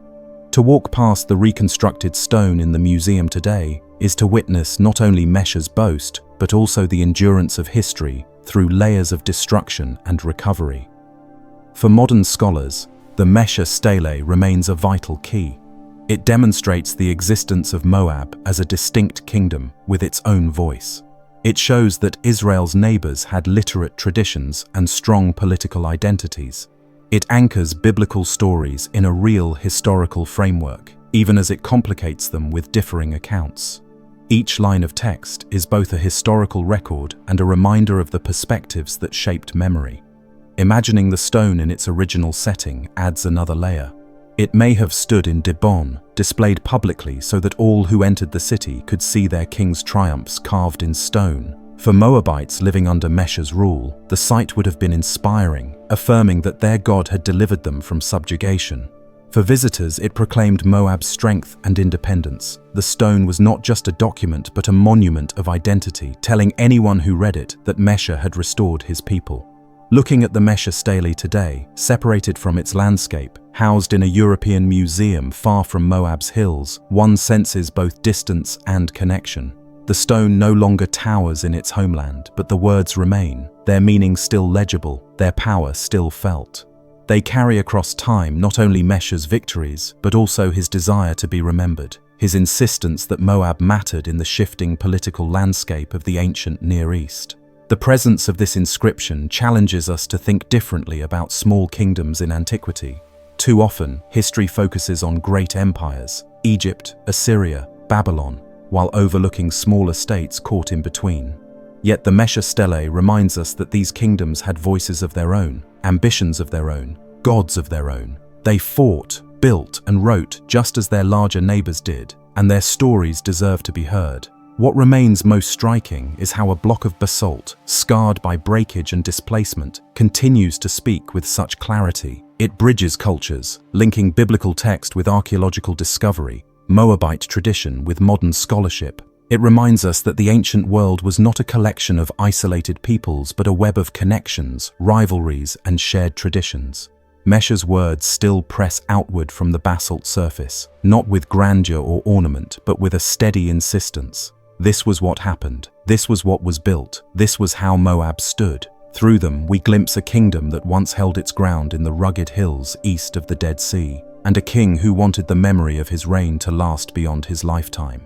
From basalt carved in the 9th century before the Common Era, we continue our journey toward yet another inscription that reshaped how history is remembered, where words on stone reveal not only facts but the perspectives of those who carved them. A decree carved into stone is rarely just about law. It is also a performance, a monument, and a statement of power that was meant to endure. In the Egyptian town of Canopus, during the reign of Pharaoh Ptolemy III, such a decree was inscribed. It honored a ruler, praised his achievements, and blended traditions in a way that revealed how Egypt, though ancient, was still adapting to the world around it. Known today as the Decree of Canopus, it survives as one of the most important bilingual inscriptions of the Hellenistic age, written in both hieroglyphs and Greek, capturing a moment when two cultures were pressed together on the same stone. Ptolemy III ruled Egypt in the 3rd century before the Common Era, a time when the line of Ptolemies, Macedonian Greeks descended from one of Alexander the Great's generals, held the throne of the pharaohs. Though foreign in origin, they adopted Egyptian titles, rituals, and iconography, presenting themselves as heirs to a long and sacred tradition. Ptolemy III, also known as Ptolemy Euergetes, meaning the benefactor, was celebrated for expanding Egyptian power abroad and maintaining prosperity at home. He led campaigns as far as Mesopotamia, extended influence over the Mediterranean, and invested in temples, rituals, and festivals to secure support among his Egyptian subjects. The Decree of Canopus was issued in 238 BCE. It was composed by Egyptian priests, gathered in synod at Canopus in the Nile Delta. The decree praised the king and his queen, Berenice II, for their generosity toward temples, their care for the gods, and their victories abroad. It also instituted reforms, declared festivals, and introduced new cult practices. The inscription, preserved on stone stelae, stands as a witness to how religion, politics, and culture were carefully intertwined in Ptolemaic Egypt. Among its many provisions, the decree announced the deification of Berenice, the daughter of Ptolemy III and Berenice II, who had died young. She was granted divine honors, her cult to be celebrated in temples across Egypt. The decree also commemorated a series of reforms in the calendar, establishing an extra day every 4 years to correct for drift in the lunar system, an innovation remarkably similar to the leap day used in the modern Gregorian calendar. This detail shows that the priests and scholars of Egypt were not only caretakers of tradition but also innovators who sought to align ritual with astronomical observation. The bilingual nature of the decree is perhaps its most striking feature. On one side, it was written in hieroglyphs, the sacred script of Egypt's temples, dense with symbols that connected language to divine meaning. On the other, it was inscribed in Greek, the language of administration, philosophy, and international communication. This duality reflects the reality of Ptolemaic rule. The dynasty needed to address both audiences, the Egyptian priesthood and common people steeped in millennia of tradition, and the Greek-speaking elite who held positions of power in the government and army. By using both languages, the decree unified these audiences in stone, even as it revealed the cultural complexity of the kingdom. When archaeologists and historians first studied the decree of Canopus, they realized its immense importance for understanding not only Ptolemaic history, but also the evolution of bilingual inscriptions in Egypt. It belongs to the same family of texts as the more famous Rosetta Stone, discovered later, which ultimately allowed scholars to decipher hieroglyphs. In fact, the decree of Canopus predates the Rosetta Stone by several decades and contains many of the same features, a trilingual arrangement of hieroglyphic, demotic, and Greek scripts. It demonstrates that this practice of inscribing decrees in multiple languages was well established in the Ptolemaic period, a deliberate strategy to unify a diverse society through official texts. The decree's preservation has not been without difficulty. The most complete surviving example was discovered at Tanis in the Nile Delta in the 19th century. Its lines of hieroglyphs and Greek letters are still legible, though weathered by time. Scholars carefully copied the inscriptions, comparing them to other fragments, and pieced together the full text. Today, the decree stands as both an artifact and a key to understanding how Egypt's ancient religious culture adapted under foreign rulers. What the decree reveals, more than anything, is the negotiation between continuity and change. On the one hand, it emphasizes traditional piety, the honoring of gods, the restoration of temples, the performance of sacrifices, and the offering of gifts.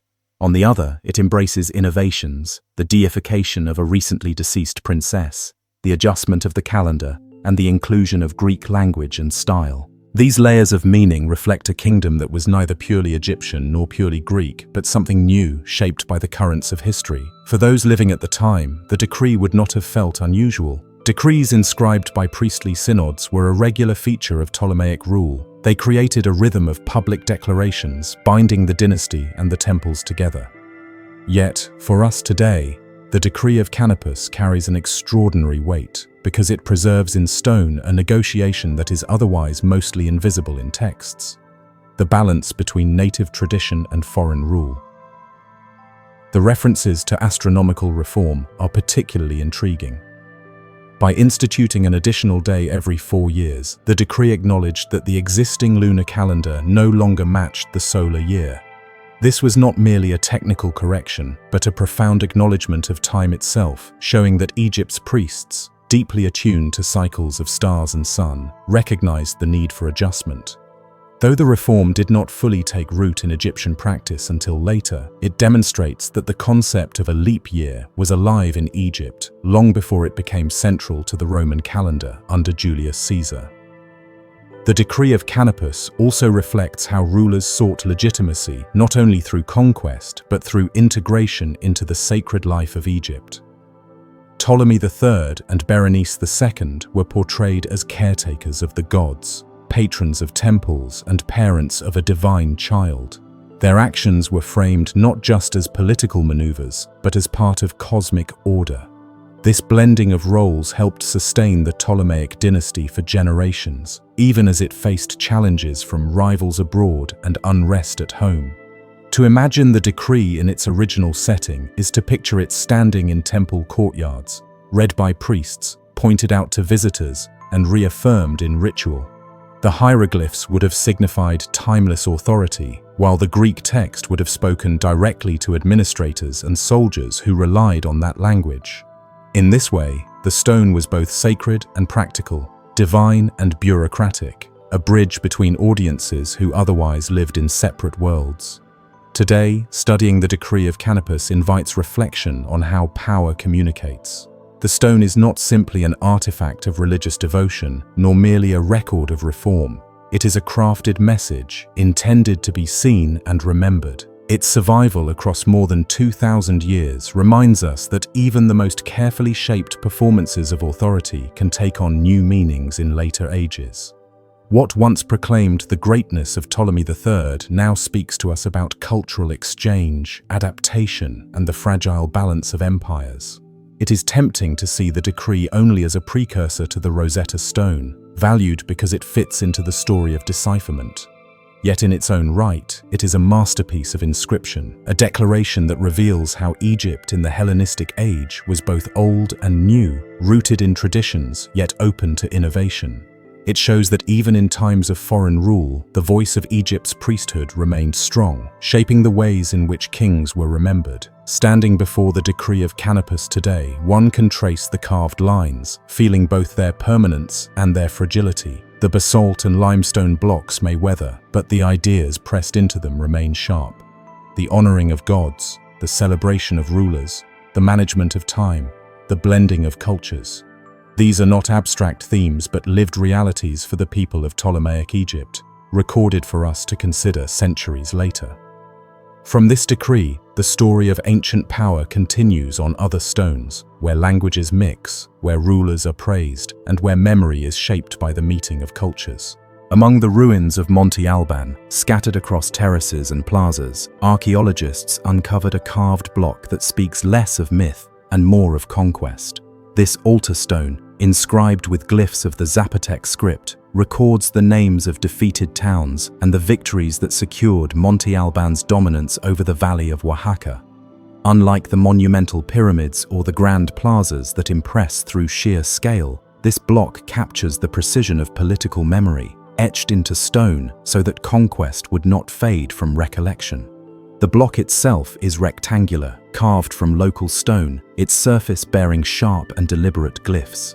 Each sign was cut with intent, representing place names, calendrical markers, and images of subjugation. Some towns are symbolized by upside-down glyphs, a convention in Zapotec writing that indicated defeat. Bound figures accompany certain names, leaving no doubt about the message. Monte Alban had overcome rivals, and their submission was now immortalized in stone. Zapotec writing, one of the earliest known scripts of the Americas, used a blend of logograms and phonetic signs. Though scholars have yet to fully decipher it, much has been learned from the context of inscriptions like this one. Place names recur across different monuments, creating a map of Zapotec expansion. The altar stone is especially valuable because it anchors the abstract symbols of conquest to specific geography. The defeated communities can often be identified with real towns still existing in Oaxaca today, a continuity that makes the inscription more than symbolic. It is a record of historical action. Monte Alban itself was extraordinary. Beginning around 500 before the Common Era, people reshaped a mountaintop into an urban center, cutting terraces, leveling plazas, and raising temples that dominated the valley. At its height, the city may have housed tens of thousands of people, supported by irrigation and farming systems that transformed the land. The altar stone belongs to a period when Monte Alban was asserting control, using both warfare and writing to project authority. What sets this altar stone apart from many Mesoamerican monuments is its overtly political nature. Inscriptions elsewhere often focus on ritual, myth, or divine kingship. Here, the content is pragmatic: victories, towns, the extension of power. In that sense, it recalls royal inscriptions from Mesopotamia, where kings recorded campaigns on clay tablets or monumental stelae, or Egyptian hieroglyphic records of battles and triumphs. Yet the Zapotec expression is distinct. The glyphs are sharp, angular and clear, designed for both reading and display. Placed within Monte Alban's main plaza, the altar stone would have been visible during ceremonies, festivals, and gatherings of delegations. Visitors walking through the plaza could not miss its message. Alongside the towering platforms and temples, the inscribed stone made conquest tangible. It did not merely celebrate power through spectacle. It named the towns subdued, fixing the political map into permanent record. Archaeologists working in Monte Alban during the late 19th and early 20th centuries catalogued dozens of carved stones, but this altar block drew attention for its specificity. Careful drawings and photographs preserved its inscriptions, allowing later scholars to analyze the signs. Though much remains uncertain, the stone confirms that Zapotec rulers used writing deliberately to document their successes. This reveals a society already thinking of history as something that should be recorded, not only through oral tradition, but through inscriptions meant to last. The conquest imagery is unmistakable. Some glyphs show bound figures, sometimes upside down, representing captured leaders or fallen warriors. Others combine place names with distinctive features, such as hills or streams, to ensure recognition. For the people who saw the altar stone, there would have been no ambiguity. It was a proclamation of dominance, a warning to rivals, and a celebration of Monte Alban's rise. The altar stone also highlights the connection between warfare and religion. Zapotec rulers, like their counterparts in many ancient civilizations, did not separate political power from sacred authority. Victories were often linked to divine sanction, and conquests could be framed as fulfilling cosmic order. Though the altar stone itself emphasizes towns and battles, it was part of a broader environment where temples and rituals reinforced the legitimacy of rulers. The stone was one instrument among many for affirming that Monte Alban was at the center of power, both earthly and divine.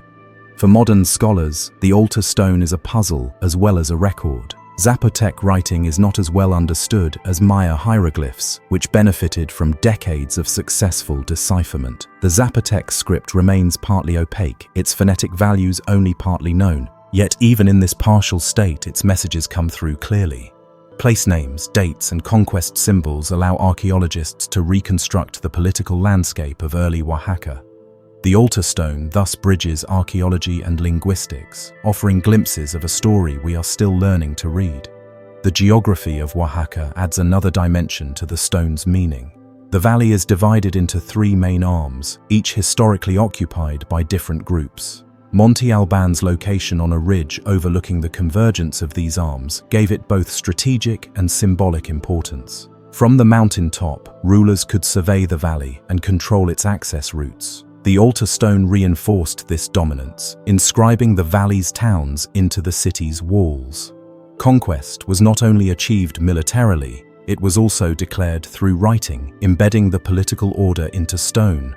Visitors today who walk the main plaza of Monte Alban can still sense how inscriptions like the altar stone shaped the city's experience. The vast plaza, lined with platforms and stairways, was a space designed for display. Monuments were not hidden away, but placed where thousands could see them during ceremonies. The altar stone would have stood among others, collectively telling the story of Monte Alban's rise. Together, they formed a gallery of conquest, each block contributing to the narrative of power.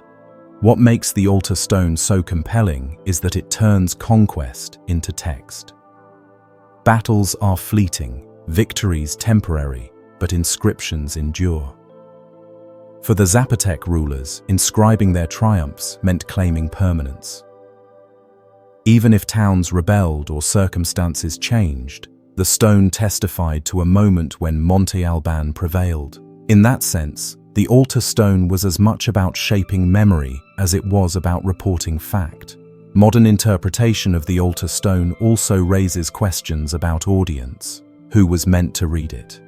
Literacy in Zapotec society was likely restricted to elites, priests, and scribes. Yet, the imagery of upside-down glyphs and bound figures conveyed the message to everyone. Even those who could not decipher the script understood that these were symbols of defeat. The altar stone thus operated on multiple levels, precise in its writing, but broad in its visual impact. Beyond its immediate political function, the altar stone contributes to the global history of writing. It shows that in the Americas, as in other parts of the world, writing quickly became entangled with power. Scripts did not remain limited to ritual or myth. They were applied to administration, politics, and war. The altar stone embodies this expansion of function, demonstrating that the Zapotecs saw writing as a tool for asserting dominance and preserving history. As archaeologists continue to study Monte Alban, new discoveries refine our understanding of the altar stone. Comparisons with other conquest slabs, as well as with inscriptions from neighboring cultures, suggest a broader tradition of using writing to declare victories. Yet the altar stone remains unique for its clarity and for its connection to specific towns. It is not a vague celebration but a detailed statement, mapping conquest onto geography. Reflecting on the altar stone also prompts us to consider how civilizations choose to remember themselves. By carving conquests into stone, the Zapotecs highlighted the importance of dominance in their identity. They presented themselves not only as builders of a great city, but as conquerors whose reach extended across the valley. The altar stone thus represents both pride and propaganda, both record and performance. Today, the altar stone is preserved in museums, studied by epigraphers, and admired by visitors who walk through galleries filled with Mesoamerican artifacts. Its glyphs remain partly undeciphered, yet its meaning is unmistakable. It reminds us that even in societies where much has been lost to time, fragments survive that carry the voices of rulers and the memories of battles. Each carved line is a trace of a hand that sought permanence, pressing history into stone so it would not be forgotten. Standing before the altar stone now, centuries after it was first carved, one can imagine the ceremonies that once surrounded it, the crowds who gathered in the plaza, the rulers who pointed to its glyphs as evidence of their power. Though the city of Monte Alban eventually declined, though its temples fell into ruin and its plazas grew empty, the stone remains. Its message, carved with certainty, continues to reach across time. History often survives in fragments, broken walls, weathered carvings, incomplete inscriptions. Yet even a single block can carry the weight of a civilization's ambition. The altar stone of Monte Alban is such a fragment. It does not tell us everything about the Zapotecs, but it reveals how they chose to define themselves, through conquest, through writing, through the permanence of stone. And in that choice, it joins the company of monuments worldwide that remind us how power, memory, and language are inseparable in the human story. Dark streaks run across the surface of the Shabaka stone, scars left not by weather, but by use. Long after it was carved, the block of granite was pressed into service as a millstone, grinding grain day after day, wearing away lines of text that had once been carefully cut. This unintended erasure makes the stone at once fragile and powerful. Fragile because so much of its content has been lost, and powerful because what remains still holds one of the most extraordinary theological compositions of ancient Egypt. The Shabaka stone is not merely an inscription. It preserves a vision of creation, kingship, and divine order that scholars believe originated in Memphis, one of Egypt's most ancient religious centers.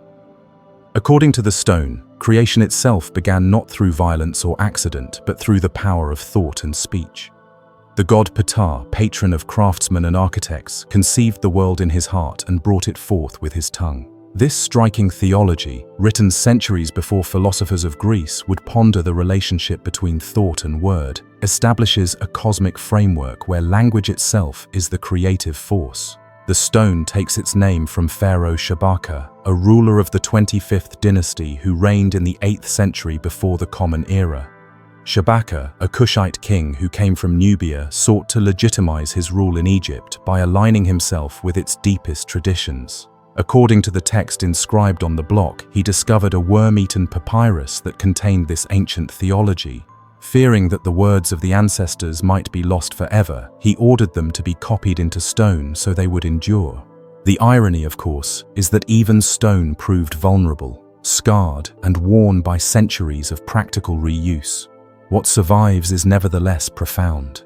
The Memphite theology, as it is called, offers a picture of creation distinct from other Egyptian traditions. In Heliopolis, creation was often linked to Atum, who brought the world into being through self-generation. At Hermopolis, it was associated with a primeval chaos of 8 deities. But in Memphis, as preserved on the Shabaka stone, the story is one of intellect and craft. Ptah, the master artisan, envisioned the world, shaped the gods themselves in his thought, and gave them life by naming them.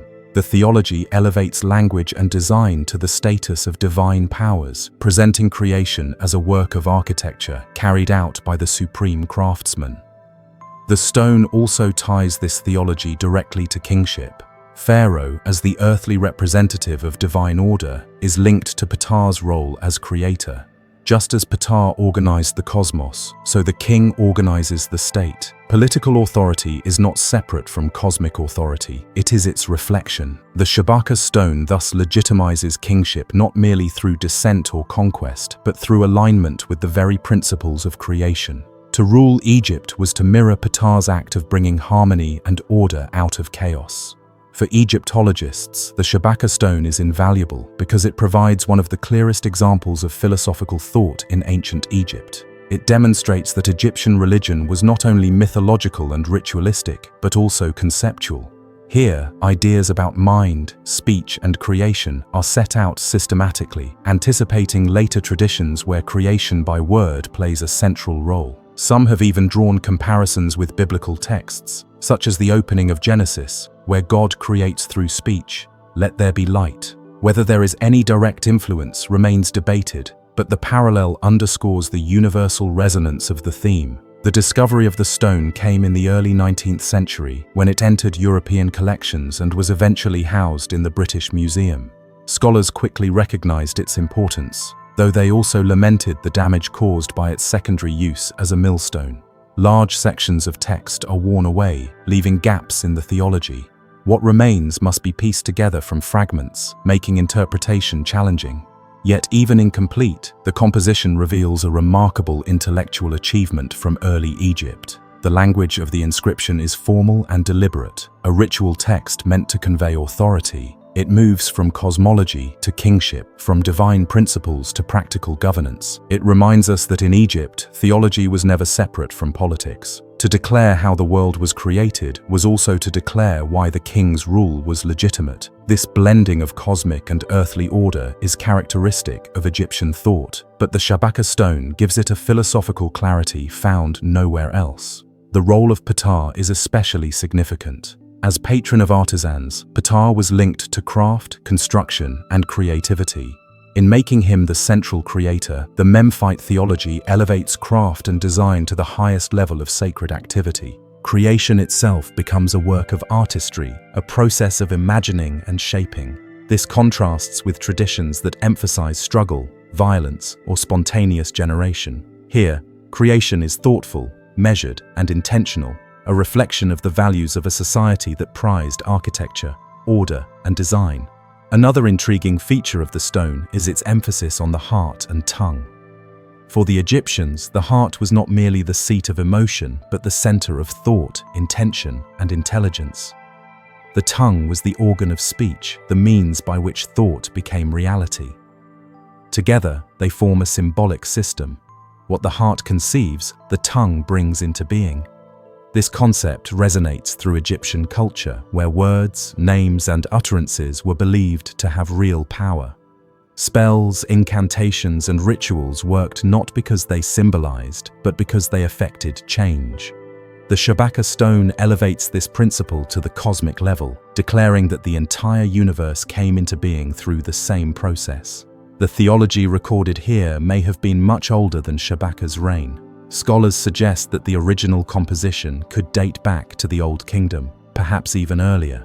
If so, then the stone is less a work of innovation than a preservation of deep antiquity. Shabaka's role was to rescue and enshrine it, to ensure that what was fading from memory would live again in permanence. The text itself claims this, describing how the king copied the worm-eaten papyrus into stone. Whether this account is literal or symbolic is uncertain, but the gesture aligns perfectly with the purpose, to preserve timeless wisdom against the erosion of time. Despite the loss of sections, the Shabaka stone has been studied intensively. Egyptologists analyze the remaining hieroglyphs, compare them with other texts, and reconstruct the theology as best as possible. Each fragment adds to our understanding of Egyptian religion, revealing not just ritual practice but deep reflection on the nature of existence. In this sense, the Shabaka stone is a reminder that philosophy did not begin with Greece, but was present in many ancient cultures, expressed in their own languages and symbols. Visitors who see the stone today encounter not only a damaged artifact but also a testament to resilience. Despite centuries of grinding grain across its surface, the granite still carries the outlines of hieroglyphs. Despite missing sections, the text still conveys a vision of creation through thought and word. The stone embodies its own message, that language and design can endure, shaping reality even when partially lost. The Shabaka stone also invites reflection on the fragility of knowledge. How many other papyri were lost to decay? How many theologies, histories, or stories vanished because they were never copied into stone? The stone gives us one glimpse into the Memphite tradition, but surely there were others, now gone. It is a fragment, yet a fragment that transforms our understanding. Without it, we might never have known that Egyptians articulated such a philosophy of creation. With it, we see them as thinkers who grappled with profound questions of existence, mind, and word. In the broader story of ancient discoveries, the Shabaka stone stands out not for size or grandeur but for content. A single block, reused and worn, nevertheless preserves ideas that challenge modern assumptions about the origins of philosophy. It shows that intellectual reflection was present in Egypt millennia before Greek philosophers recorded their dialogues. It demonstrates that creation by word was not only a later religious concept but an ancient one, articulated in Memphis long before. To sit with the Shabaka stone, even in imagination, is to listen across 3,000 years to voices who conceived of a universe born from language. It is to recognize that rulers like Shabaka saw themselves as preservers of wisdom as much as wielders of power. It is to acknowledge that even damaged, even partial, the stone still speaks. As the narrative of this series moves onward, the Shabaka stone remains as a quiet marker of how ideas can be carried forward by unexpected means. A king from Nubia, ruling Egypt centuries after its greatest dynasties, found a decaying papyrus and chose to immortalize its words. The act was one of preservation, yet it also became an act of transmission, sending those words across time. From worm-eaten papyrus to carved granite, from damaged artifact to museum gallery, the theology continues its journey, reminding us that knowledge is never fully lost so long as even fragments survive.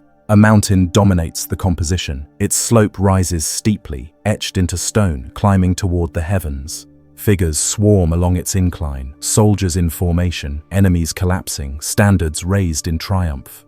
At the center of it all stands a single ruler, larger than any other figure carved into the pink limestone. His helmet bears horns, a symbol once reserved for deities. His bow is drawn, his enemies fall at his feet, and his gaze lifts upward toward the stars. This is Naram Sin, king of the Akkadians, carved more than 4,000 years ago into what is now called the Victory Stele of Naram Sin. Unlike most Mesopotamian inscriptions, which followed rigid conventions of horizontal registers dividing the narrative into neat bands, this stele defied tradition. Its story flows diagonally, guiding the eye upward along the mountain path. The king does not merely stand upon the earth, he climbs it, pressing forward with his army behind him, crushing resistance. His figure towers over the scene, not only in scale, but in symbolic presence.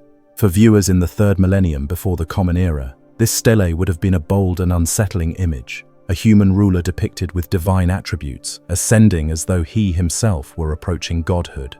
Naram Sin ruled during the height of the Akkadian Empire, a realm that stretched across Mesopotamia in the 23rd century before the Common Era. His grandfather was Sargon of Akkad, the legendary founder who first unified the cities of Sumer beneath a single throne. Naram Sin inherited not only the throne, but the immense challenges of holding together a realm so vast. Rebellions threatened from the mountains, rival tribes pressed from the peripheries, and the fragile balance of resources demanded constant attention. The stele depicts one such campaign, his victory over the Lulubi, a mountain people inhabiting the Zagros range to the east. Carved into the limestone are scenes of that conquest. The lullaby are shown in desperate positions, some pierced by arrows, some pleading for mercy, others tumbling from the slopes. Their size is diminished compared to the Akkadian soldiers, emphasizing their defeat. By contrast, the Akkadian ranks march in orderly fashion, advancing behind their king with spears raised. The visual language is clear. Chaos and weakness are crushed by discipline and strength. What sets this stele apart is the portrayal of Naram Sin himself. He is depicted with horned helmet, a sign of divinity. No Mesopotamian ruler before him had so boldly claimed such status in art. Kings were often favored by the gods, chosen by them, or blessed in victory. But to place upon his own head the horns of a god was to blur the line between mortal and divine. The imagery proclaims that his triumph was not simply by divine favor, but by his own elevated nature. Naram Sin was not merely a servant of the gods, he was moving toward being one of them. For modern scholars, this makes the stele a turning point in the history of royal ideology. It reflects a moment when kingship in Mesopotamia shifted from humble stewardship under divine authority to something more exalted, more absolute. Naram Sin declared himself king of the four quarters, a ruler of all lands beneath heaven, claiming universal dominion. His image upon the mountain, gazing upward, reinforced the message that his reach extended beyond earthly borders, aspiring toward the realm of the divine. The pink limestone stele itself measures about 2 meters high and is remarkably well preserved. Its surface, though weathered in places, still retains the clarity of its carving. Originally, it likely stood in a public or ceremonial space, where subjects and visitors could witness its message. Over time, it was carried far from its Akkadian homeland and ended up at the city of Susa, taken there as booty centuries later by Elamite raiders. Buried in their ruins, it remained hidden until its rediscovery in the 19th century by French archaeologists. Today, it rests in the Louvre Museum in Paris, where visitors stand before it, much as ancient viewers once did, gazing upward along the carved mountain to the towering figure of the king. The artistic choices made by its creators deserve closer attention. Instead of arranging the story into stacked registers, as was customary, the artist chose a dynamic diagonal. This not only created a sense of movement, but also mirrored the natural slope of a mountain. The viewer's eye is drawn to follow the ascent, mirroring the climb of the Akkadian soldiers. By placing Naram Sin near the summit, the artist elevated him both literally and symbolically. Above him, carved into the upper portion of the stele, are celestial symbols, stars that represent the gods. Naram Sin does not stand below them in subservience. Instead, he marches toward them, nearly reaching their realm. Such bold imagery raises questions about how contemporaries received it. Did Akkadian citizens view their king with awe and reverence, accepting his near-divine claims? Or did such assertions sow unease, perhaps even resentment?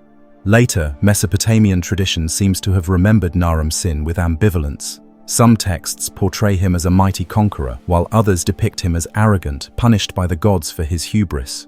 One legend tells how he sacked the holy city of Nippur, angering the deities and bringing calamity upon his empire. In this way, the stele becomes not only a monument to victory, but also a reminder of the fine line between ambition and overreach.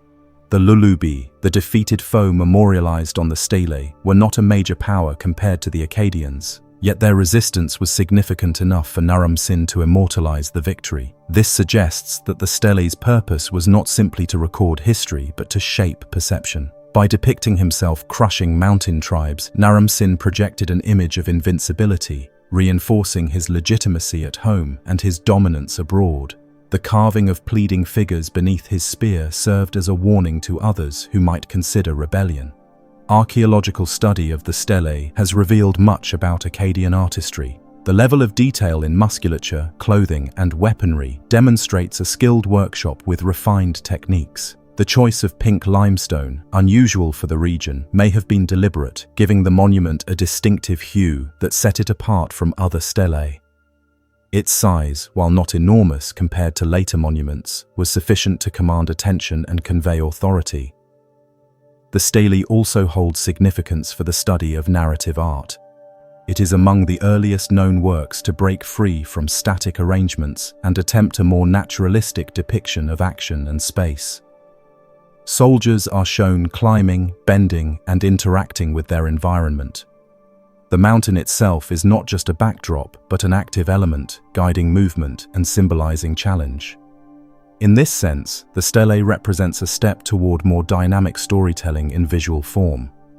For those encountering it today, the victory stele of Naram Sin offers a direct link to the ambitions and anxieties of an empire long vanished. The Akkadian Empire itself collapsed not long after Naram Sin's reign, succumbing to internal strife, invasions, and climatic pressures. Yet this monument survived, carried off by conquerors, buried beneath ruins, and eventually displayed in distant lands. Its survival is a testament to the durability of stone and the persistence of human stories carved into it. Modern interpretation continues to debate the meaning of the horned helmet.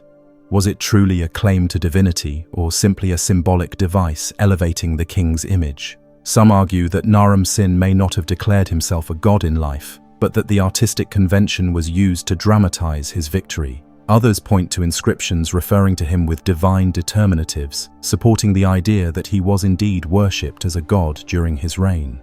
The ambiguity only deepens the fascination, leaving space for speculation and interpretation. Visitors to the Louvre often pause for long stretches before the stele, drawn in by its unusual composition. Unlike the rigid formality of many ancient monuments, it feels alive, filled with motion. One can almost sense the climb of the soldiers, the collapse of the defeated, the steady advance of the king. It invites the viewer to trace the lines upward, following Naram Sin's ascent toward the heavens.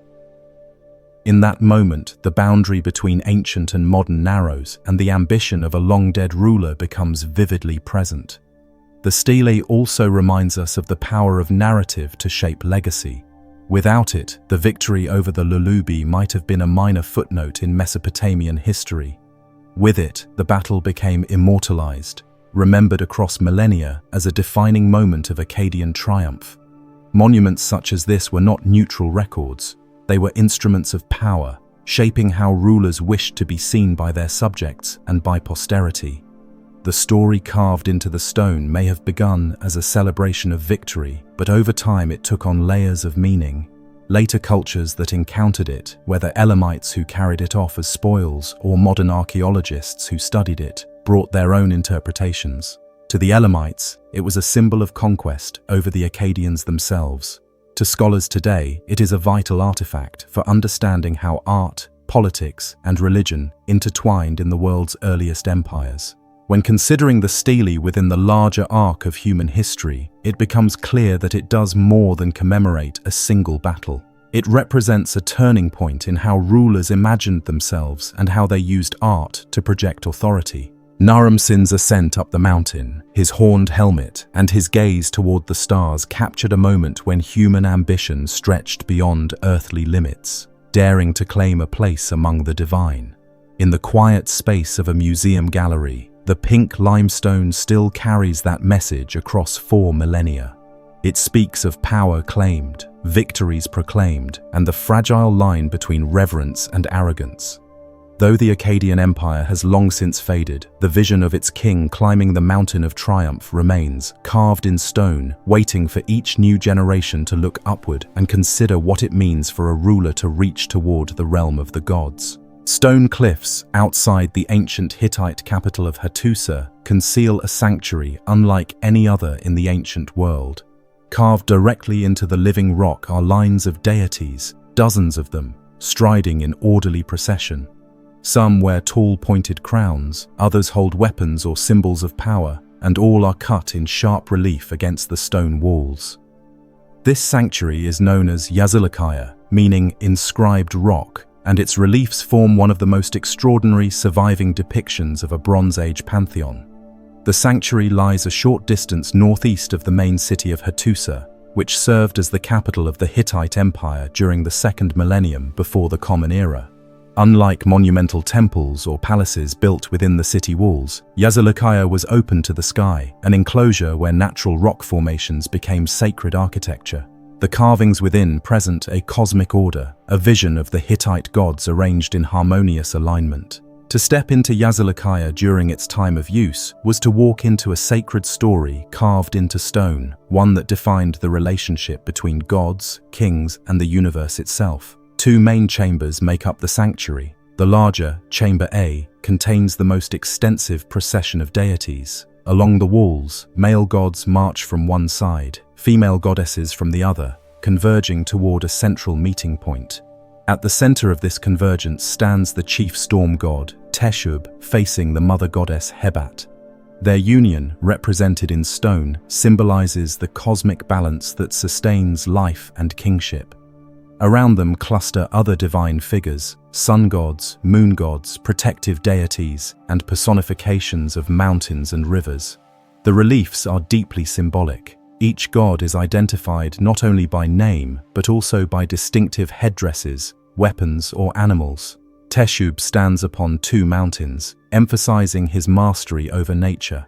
Hebat is supported by a lion, a traditional emblem of strength. Smaller deities are depicted in groups, reinforcing the idea that the cosmos was not ruled by a single figure, but by a carefully arranged hierarchy of powers.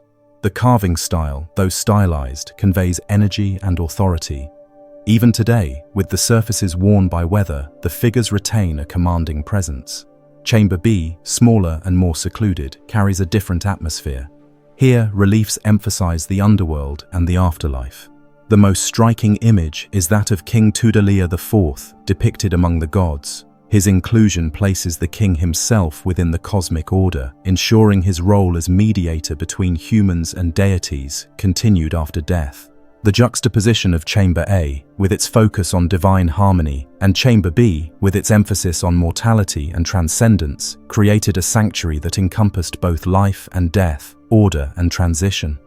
The sanctuary of Yazilikaya was not simply a religious site, but also a political one. The Hittite kings claimed authority as chosen of the gods, and ceremonies performed here reinforced that claim. Processions, sacrifices, and festivals may have taken place within the sanctuary, aligning earthly rule with cosmic order.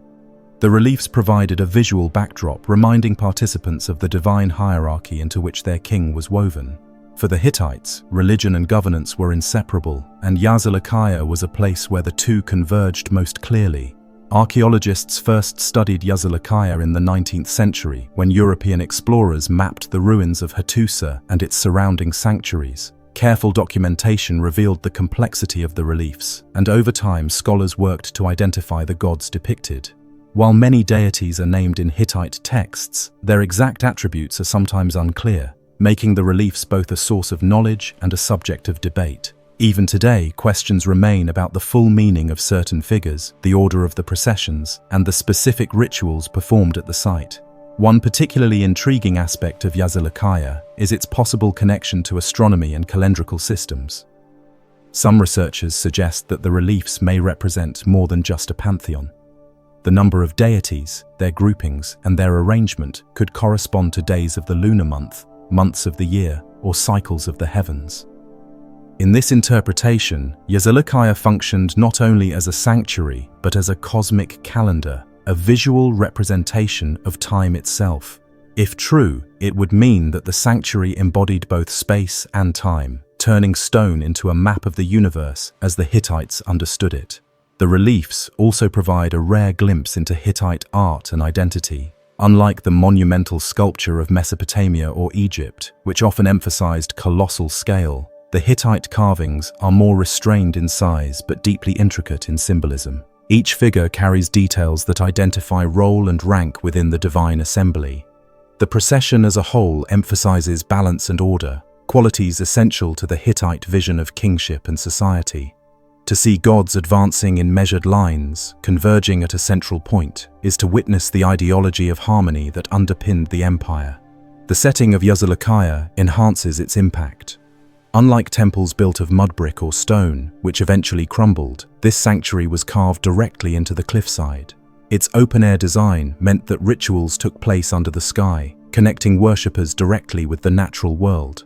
The reliefs became part of the landscape, as though the gods themselves had emerged from the rock. This fusion of nature and art reflects a worldview where boundaries between divine, natural, and human realms were porous. The role of Tudaliya IV, depicted among the gods in Chamber B, underscores how kingship was understood. By placing the king in the company of deities, the reliefs assert that his rule was not temporary but eternal, woven into the structure of the cosmos. The king was not only ruler of people, but a participant in divine order, a mediator whose authority extended beyond his lifetime. This message would have reinforced loyalty among subjects and presented the dynasty as divinely sanctioned. Despite centuries of exposure, the carvings remain legible, though erosion has softened details. Visitors who walk through the sanctuary today see not only the lines of deities, but also the grooves where tools once cut into stone, the marks of artisans who brought theology into physical form. It is humbling to realize that these carvings have faced the open air for more than 3,000 years, surviving long after the Hittite Empire itself collapsed around 1200 before the Common Era. The fall of the Hittite Empire did not erase Yazilikaya, but its meaning shifted as centuries passed. Local populations may have continued to view the site as sacred, though the identities of the gods were forgotten.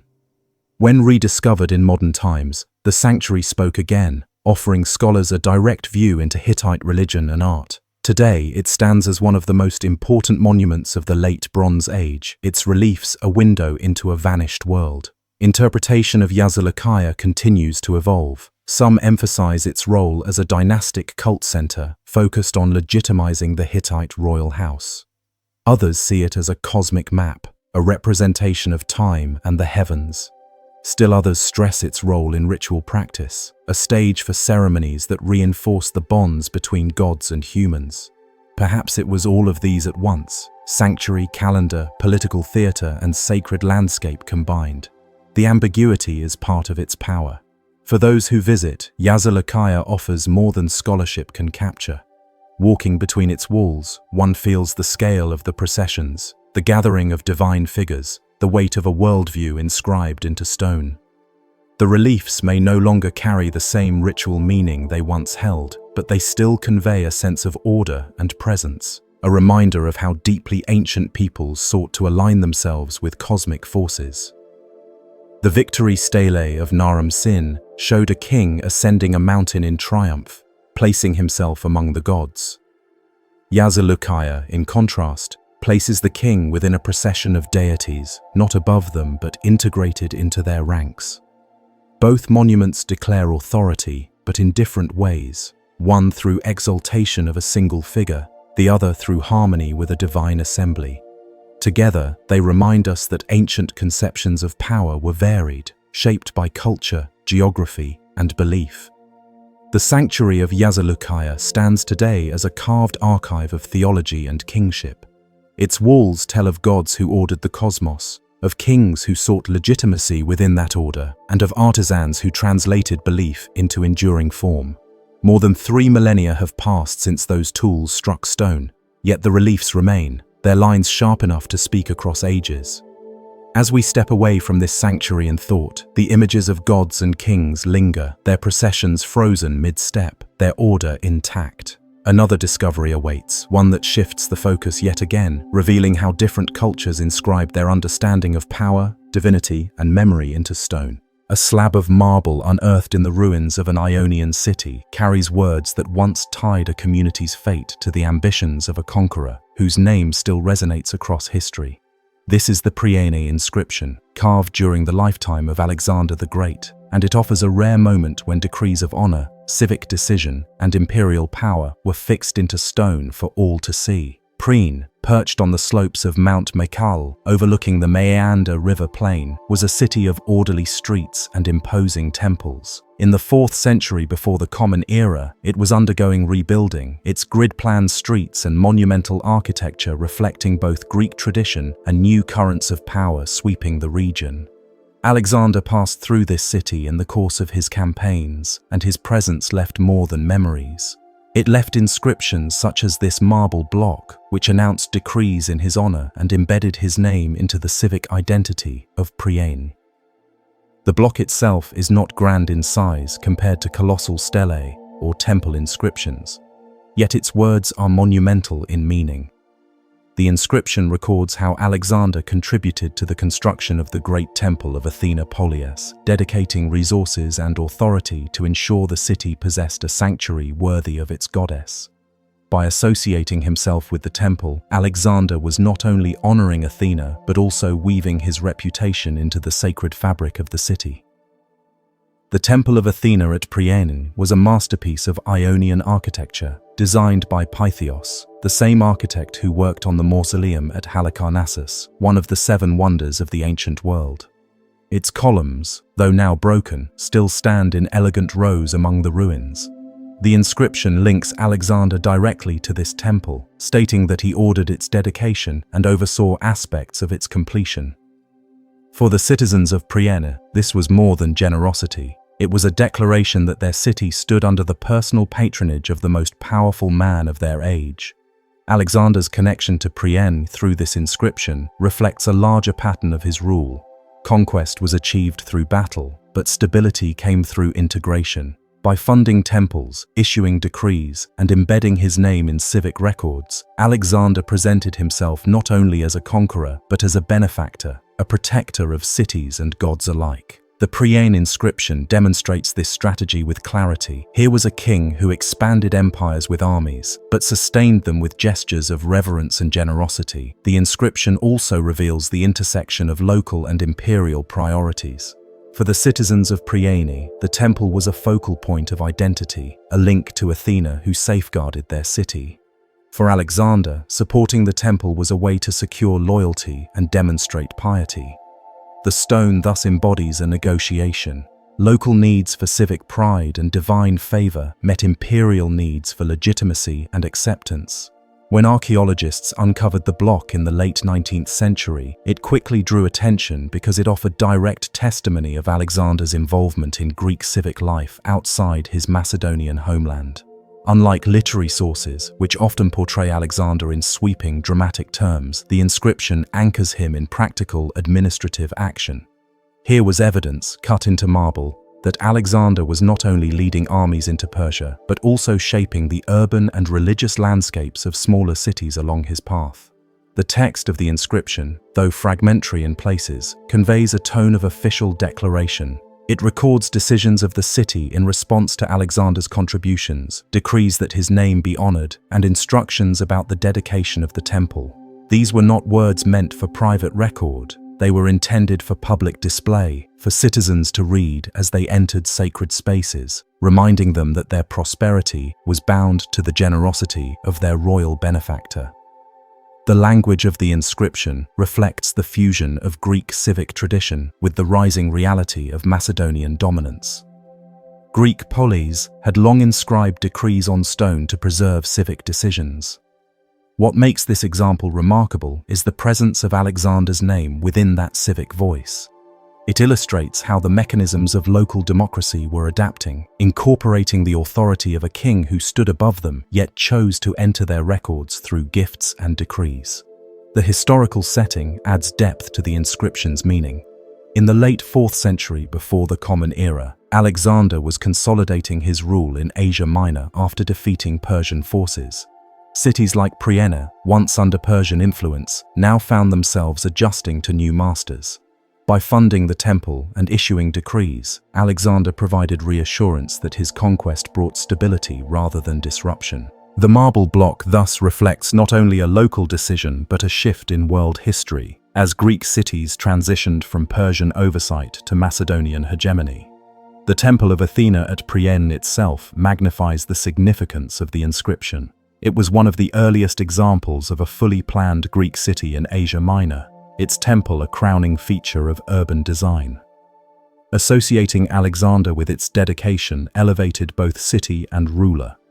For Priene, it meant their sanctuary carried the prestige of royal attention.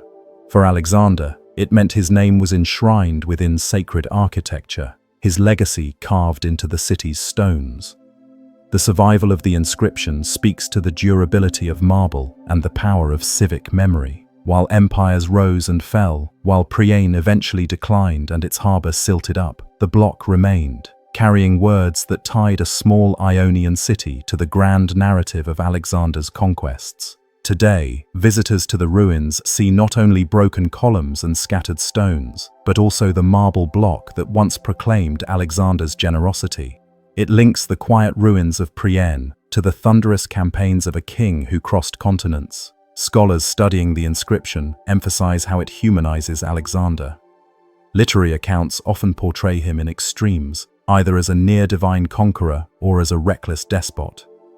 The marble block shows a different side. Alexander as administrator, benefactor, participant in local religious life. It demonstrates how his empire was not sustained by military might alone, but also by acts of civic integration. The Priene inscription also highlights the role of writing and stone in shaping memory. Decrees could have been spoken, recorded on papyrus, or remembered through oral tradition, but carving them into marble gave them permanence. The act of inscribing was itself a declaration. These words matter, they must be remembered, they will not vanish. For Alexander, whose reign was marked by ceaseless movement, inscriptions like this anchored his presence in specific places. Even when he marched on, the stone remained, speaking his name to generations. In reflecting on the inscription, one sees both the particular and the universal. It is particular in that it concerns a single city, a single temple, and a single decree. Yet it is universal in what it reveals about the nature of power. How rulers seek legitimacy through generosity, how cities negotiate their autonomy within larger empires, how stone becomes the medium through which memory is preserved. The block of marble from Priene may seem modest compared to towering statues or grand reliefs, but its words carry immense weight. They remind us that history is not only shaped by battles, but also by civic decisions, by gestures of patronage, by the weaving of rulers into the fabric of local communities. Alexander the Great, remembered for his conquests across Asia, also left his mark in the decrees of a small Ionian city, where his name was tied forever to a temple of Athena. When viewed today, the Priene inscription bridges worlds. It links the daily life of a Greek polis with the ambitions of a world conqueror. It shows how local and global histories meet in the medium of stone, and it speaks across centuries, reminding us that power is often expressed not only in the clash of armies, but also in the carved words of civic decrees. The marble surface, though weathered, still bears those words. They testify to Alexander's presence, to Priene's gratitude, to the union of civic pride and imperial ambition. They also remind us that even small inscriptions can rewrite how we understand great figures. Alexander was not only a warrior on distant battlefields, he was also a benefactor whose name was carved into the heart of a city that looked to Athena for protection. From this marble block in a quiet Ionian ruin, we turn toward another inscription, one that shifts us to a different place and a different vision of how power and memory were carved into stone. A fragment of black diorite discovered far from Babylon carries words that were once part of a sweeping code of law. Its surface is broken, the edges jagged, but the cuneiform signs that remain are unmistakable, the same script and language found on the famous stele of Hammurabi. These smaller blocks, unearthed in lands outside Mesopotamia, reveal how the reach of Hammurabi's laws extended beyond the city where they were first proclaimed, scattered across territories that felt the influence of Babylon's authority. When people think of Hammurabi's code, they picture the great diorite stele, nearly 2¼ meters tall, now standing in the Louvre.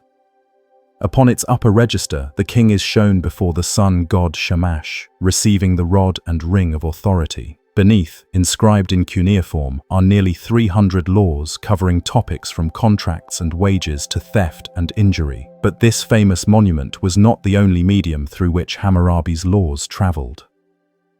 Archaeological discoveries have revealed that fragments of diorite blocks inscribed with the same code were found outside Mesopotamia, carried into lands conquered by later empires or transported for reasons of administration. The existence of these fragments highlights a crucial reality. Hammurabi's laws were not confined to Babylon itself. They were disseminated, copied, and displayed in multiple places, ensuring that justice, as conceived by the king, was known across his dominion. These laws were meant to be permanent, carved into stone that would resist erosion. Their presence outside Mesopotamia shows how far their authority spread and how subsequent powers continued to encounter them. Some fragments were discovered in Elam, in present-day Iran, taken as spoils of war when the Elamites plundered Mesopotamia. Others surfaced in Anatolia, where trade routes carried Babylonian influence. Each fragment, though incomplete, matches the text of the original code, confirming that multiple copies once stood across Hammurabi's realm. The choice of diorite was deliberate, an incredibly hard stone, difficult to carve but resistant to weathering. Hammurabi's scribes and artisans were instructed to create monuments that would last for ages, outlasting papyrus or clay. The fragments that survive, though broken, prove the success of that vision. What is remarkable is not only the survival of the fragments, but their dispersal. They demonstrate how law in the ancient world was tied to presence. To carve decrees into stone and set them in public spaces was to declare that justice was not hidden in royal palaces, but visible for all. Even if literacy was rare, the very presence of monumental inscriptions signaled permanence and authority. Those who could read interpreted the laws for others, but all could see that the king had inscribed order into stone. The content of Hammurabi's laws is well known: an eye for an eye, principles of proportional justice, regulations of commerce, family law, and property rights. But the fragments found outside Babylon tell us something equally important: that the king's vision of order was not limited by geography. His code was part of the identity of his empire, carried wherever his influence reached. Later conquerors may have looted these stones, but in doing so, they preserved them, ensuring fragments would be rediscovered millennia later. One fragment, recovered in Susa, contains laws nearly identical to those on the Great Stele. Scholars traced its text line by line, confirming it came from the same original composition.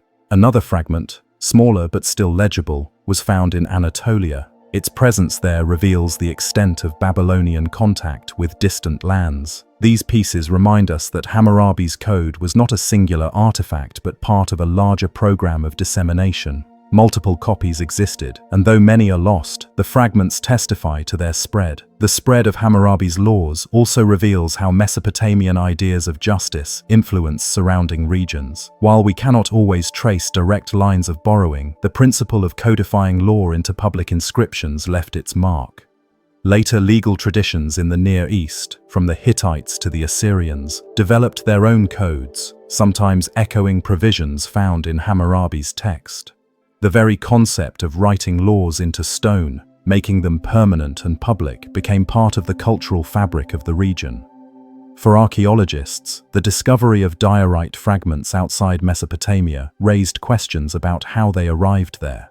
Were they originally erected locally as part of administrative centers under Babylonian rule? Were they carried off as trophies by invaders? Or were they traded as prized stones before being inscribed with new meaning? Each possibility offers a different glimpse into the life of ancient monuments. What is certain is that the laws traveled far beyond the city that gave them birth. The durability of diorite has played a paradoxical role. On the one hand, it preserved inscriptions for millennia. On the other, its hardness meant that when stones were broken, they fractured into fragments that became scattered. These fragments, once dislocated from their original setting, became artifacts without context, awaiting rediscovery. Their survival is both accidental and intentional. Accidental because they were broken, intentional because they were carved into stone meant to last forever. Hammurabi's decision to inscribe his laws on diorite was more than practical. It was symbolic. Clay tablets could be rewritten, papyrus could decay, but diorite signified permanence. It linked law to the eternal, presenting justice as something fixed, unchanging, sanctioned by both king and gods. By finding fragments outside Mesopotamia, we realize just how far that symbolism traveled, carried across landscapes as wide as the empire itself. The fragments also remind us of the fragility of human memory. The complete stele in the Louvre is only one copy among many. Others once stood in different cities, and countless fragments have been lost. What survives is partial, yet even these partial remains speak volumes. They show that justice was not only proclaimed but performed through inscription, given material form so that it could outlast the fleeting presence of any one ruler. For modern readers, the fragments carry a certain poignancy, To see broken pieces of diorite, their cuneiform signs still sharp, is to witness a fragment of a vision once meant to be whole. The laws themselves are preserved elsewhere, but the fragments remind us that history survives in shards, scattered and incomplete. Yet even shards can rewrite our understanding, showing that Hammurabi's project was larger, more widespread, and more enduring than a single monument suggests. Consider also what these fragments reveal about cultural contact. The presence of Babylonian law in Anatolia suggests interactions not only of conquest but of exchange. Ideas traveled with merchants, scribes, and envoys, as well as with armies. The fragments thus testify to a network of connections across the ancient Near East, where stones inscribed with law might stand far from their place of origin, still proclaiming order to those who encountered them. The rediscovery of these fragments in modern excavations adds another layer to their story. To lift a broken block from the soil, brush away centuries of dirt, and recognize the familiar wedge-shaped signs of cuneiform is to feel the persistence of human intention. Hammurabi sought to make his laws permanent, and in a sense, he succeeded. Though his empire fell, though his monuments were broken and scattered, his words continue to reach us. The fragments are proof that ideas, once carved into stone, have a life that can outlast empires. The Hammurabi diorite block fragments may never inspire the same awe as the great stele in the Louvre, but they are equally significant. They show that law was not confined to a single monument. It was replicated, disseminated, and embedded into multiple landscapes. They remind us that power seeks permanence, and that permanence is often sought through stone. To reflect on these fragments is to consider the journey of law itself. From Babylon to distant lands, from intact monuments to broken shards, from public proclamations to archaeological discoveries, the path of Hammurabi's code has been long and complex. Each fragment is a witness to that journey, a piece of a larger puzzle that continues to shape how we understand the origins of justice. Today, those fragments rest in museums and collections, studied by scholars who match them line by line against the known code. Their presence confirms what Hammurabi intended, that his laws would not vanish. Though incomplete, they still carry authority, still connect us to a vision of order inscribed more than 3.5 millennia ago. In the fragments of black diorite, chipped and broken, lies the persistence of an idea. That law can be made eternal, that justice can be inscribed into the hardest of stones, that words can outlast the empires that first gave them voice. And while these pieces may seem small, they expand the horizon of our understanding, showing that Hammurabi's ambition was larger than any single monument, spreading his vision across lands and ages far beyond his own. In the hills of Crete, not far from the northern coast, archaeologists uncovered a grave marker that carries words among the earliest written in the Greek alphabet. This funerary stele from Eleutherna, carved in stone for a man who died more than 25 centuries ago, links the sorrow of a single family to the birth of an alphabet that would one day shape Western literature, philosophy, and history. Eleutherna itself was an ancient city that thrived from the Dark Age of Greece into the Roman period. Situated between Mount Ida and the sea, it controlled fertile valleys and important routes across the island. Excavations over the past century have revealed cemeteries, sanctuaries, and urban remains, each adding to our knowledge of early Greek society. Among the most striking discoveries is this stele, a tall stone marker inscribed with letters that show how the Greeks adapted the Phoenician script into their own language. The inscription is brief, as funerary texts often are, but its importance lies not in length but in form. The letters are angular, precise, and unmistakably early Greek. They run in the boustrophodon style, lines alternating direction like the turning of an ox ploughing a field. This way of writing, found in some of the earliest Greek inscriptions, eventually gave way to the left-to-right convention still used today. To see the letters carved in boustrophodon is to glimpse writing in transition, an alphabet still experimenting with its possibilities. The stele stood in a cemetery at Orthe Petra, where many burials of the geometric period have been found. Some graves contained warriors, others women with jewelry or domestic goods, reflecting the roles and values of early Greek society. The man commemorated by the Eleutherna stele was likely a figure of some standing, for his family chose to mark his grave with an inscription at a time when literacy was still rare. Writing itself carried prestige, and to carve words into stone for the dead was both a sign of remembrance and a declaration of status. The content of the inscription names the deceased and offers a simple tribute. It does not recount long genealogies or epic tales. Instead, it is modest, perhaps intentionally so. In its brevity, it speaks of loss and commemoration, giving the man's name permanence in stone. Yet beyond its personal meaning, the stele reveals a society where writing was beginning to enter public and private life, no longer confined to trade records or borrowed scripts, but reshaped into something distinctly Greek. The adoption of the alphabet was one of the most significant transformations of the early first millennium before the Common Era. The Greeks borrowed letters from the Phoenicians, adapting them to suit their language, particularly by introducing vowels, which Semitic scripts lacked. This innovation made the script more flexible and accessible, laying the groundwork for widespread literacy. The Eleutherna stele is one of the artifacts that demonstrates this transition in action. Its letters are not merely symbols of sound, but symbols of identity, carved into stone as part of memory and mourning. The artistry of the stele deserves attention as well. Its form is tall and narrow, with a pointed top. The surface was carefully prepared for the inscription, and the letters were incised with precision.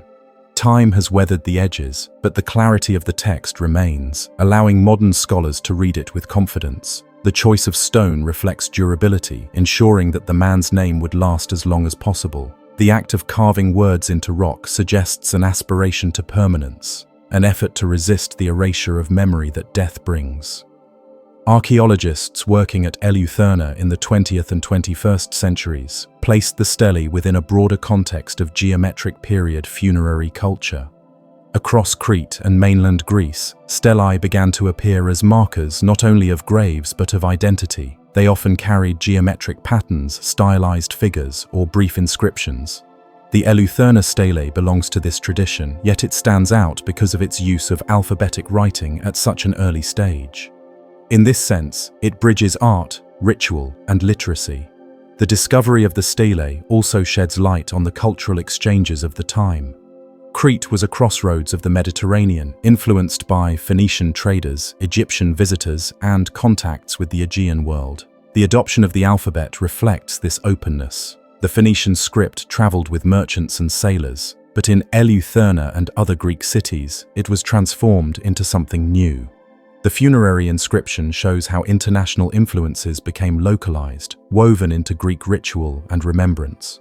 For scholars, the Eleutherna stele offers both challenges and insights. Its boustrophodon text must be read carefully, shifting direction with each line. Its letters, while recognizable, are early forms, slightly different from the standardized alphabet that developed later. By comparing it with other inscriptions, linguists trace the evolution of letter shapes and phonetic values. Each carved line is a clue, part of a larger puzzle of how Greek literacy spread. The stele also raises questions about who could read it. Literacy in early Greece was not universal, but the very act of inscribing suggests that some audience existed. Perhaps family members or priests read the text aloud during funerary rites, ensuring that the words spoken matched the words carved.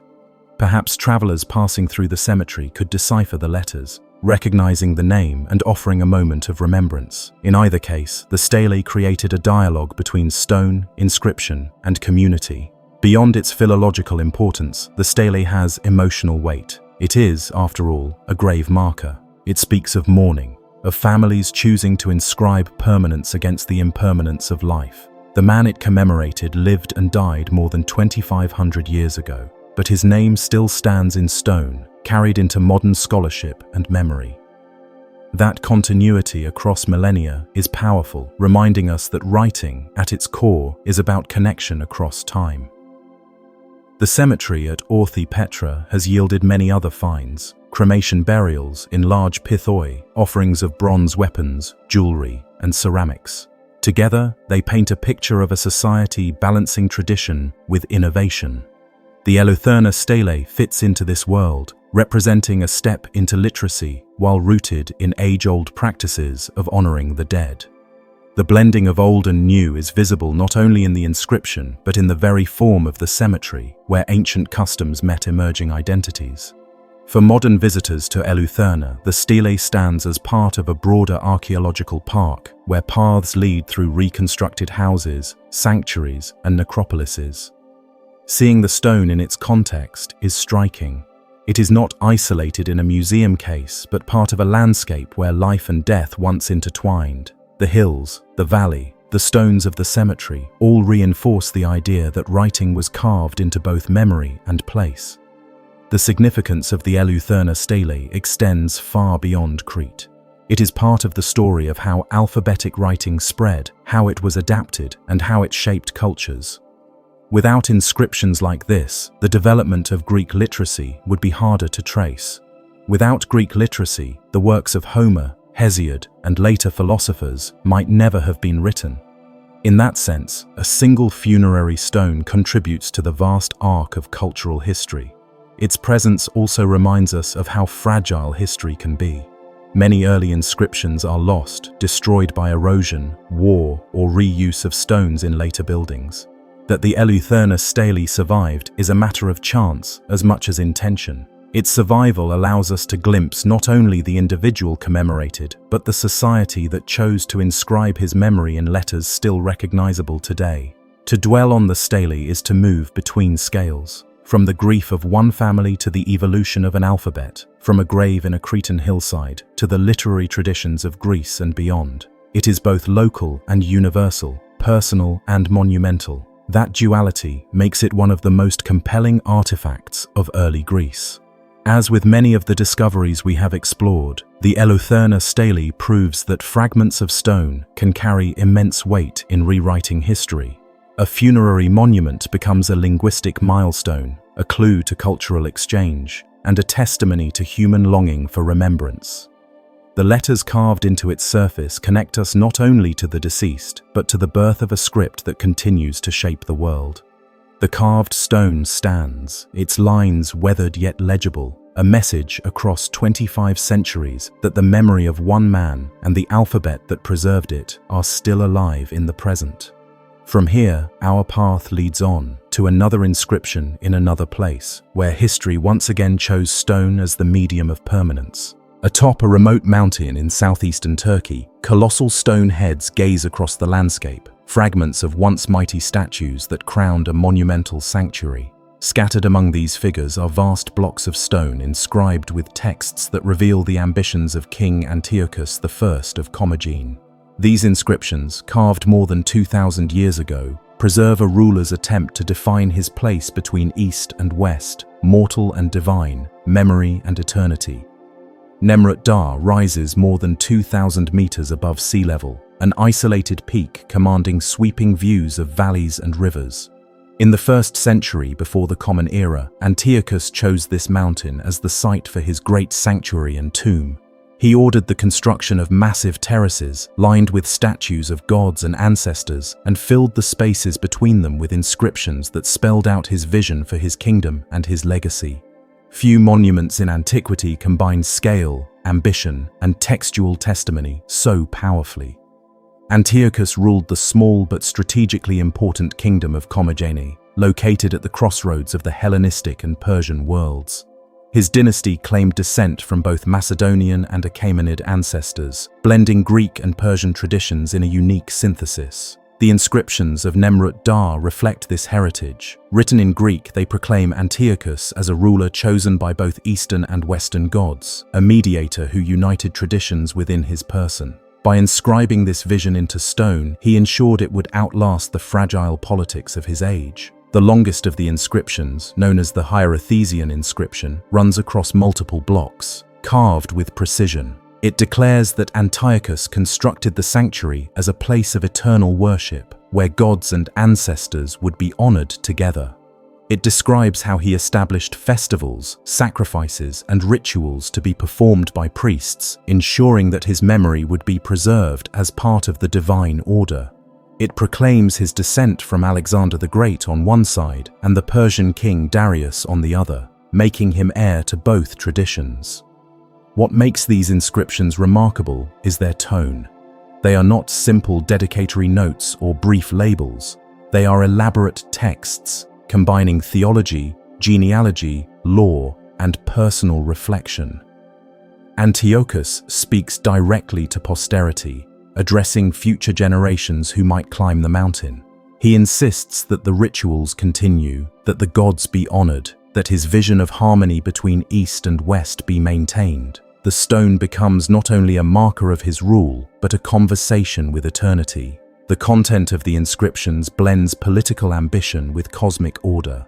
Antiochus declares himself the friend of the gods, chosen to establish harmony. He presents his sanctuary as a meeting place between divine and human realms, where colossal statues of Zeus Oromazdes, Apollo Mithras Helios, and Artanius Heracles stand alongside his own image. By fusing Greek and Persian divine names, he created composite deities that reflected his kingdom's hybrid identity. The inscriptions explain this fusion, justifying it as part of his role as mediator between traditions. The physical setting amplifies the message. Nemrut Dar is remote, its summit windswept and austere. To bring massive statues and inscribed blocks to such a height required extraordinary labor. The choice of location was symbolic. Antiochus placed his sanctuary as close as possible to the heavens, where gods might receive it directly. The inscriptions carved into the stone terraces declare that this was intentional, that he sought a site worthy of eternity. For those who made the climb in antiquity, reading the texts at the summit must have been a profound experience, a king speaking across generations from a mountain throne. Archaeologists rediscovered Nemrut Dar in the 19th century. When explorers first saw the colossal heads scattered on the ground, they were astonished by their scale. Subsequent study revealed the inscriptions, which provided invaluable context. Without the texts, the sanctuary might have been dismissed as an extravagant funerary monument. With them, it became clear that Antiochus intended something much greater, a synthesis of traditions, a statement of kingship, and a dialogue with eternity. The inscriptions are also a crucial source for the study of religion in the Hellenistic world. They show how rulers experimented with merging pantheons, creating new theological frameworks. They reveal how political legitimacy was grounded in claims of divine favor and ancestry. They also illustrate how writing, carved into massive stone blocks, served as a guarantor of permanence. Antiochus did not trust memory alone. He commanded that his words be inscribed on the hardest stone, placed where no ordinary erosion of politics could reach them. One passage of the inscription establishes rules for festivals to be held on specific dates. It names the month, prescribes the sacrifices, and instructs officials on their duties. These details reveal how Antiochus envisioned the sanctuary as a living institution, not merely a tomb. The mountain would host recurring rituals, binding community, gods, and ruler into a single cycle. Though the festivals long ago ceased, the inscriptions preserve their rhythm, allowing us to reconstruct the liturgical calendar of a vanished kingdom. Another section emphasizes Antiochus's genealogy. He traces his descent from Alexander the Great through his mother and from Darius the Great through his father. By asserting both Greek and Persian lineage, he positioned himself as the inheritor of two empires. This dual heritage was not merely boastful, it reflected the reality of Commagene, a small kingdom caught between larger powers. The inscriptions transform vulnerability into strength, declaring that Antiochus embodied the unity of traditions that others saw as divided. The ambition of these inscriptions has led some scholars to call them among the most extraordinary royal statements of antiquity. They are not modest. Antiochus claims a role in cosmic order, asserts his divinity, and demands perpetual remembrance. Yet within this grandiosity lies a recognition of human mortality. By building his tomb atop Nemrut Dar, he acknowledged that death would come. By inscribing his words into stone, he sought to overcome it. Over 2,000 years later, the inscriptions still speak, though some are weathered and broken. Their survival in such a remote place is remarkable. Visitors who climb the mountain today, often at dawn or sunset, read translations of the Greek text and feel the presence of a king who spoke to them across centuries. The stone blocks, lined up along the terraces, remain a monumental library in the open air. The Nemrut Dar inscriptions also remind us of the fragility of ambition. Antiochus hoped his kingdom would endure through his synthesis of East and West. But within decades of his death, Commagene was absorbed into larger empires. The rituals ceased, the priests dispersed, and the mountain sanctuary fell into ruin. Yet the inscriptions remain, ironically fulfilling his wish for remembrance even after his political project vanished. His words survived though his kingdom did not, a testament to the paradox of legacy. Modern study of the inscriptions involves detailed epigraphy, mapping each line, reconstructing broken passages, and comparing them with other Hellenistic royal texts. Scholars debate their nuances. Was Antiochus claiming divinity outright, or emphasizing his role as divine mediator? Was his fusion of gods theological conviction or political calculation? The inscriptions allow multiple interpretations, their richness inviting continued study. To linger with these texts is to sense the determination of a ruler who refused to be forgotten. Antiochus did not build his sanctuary in a bustling city where it might be destroyed by conquest.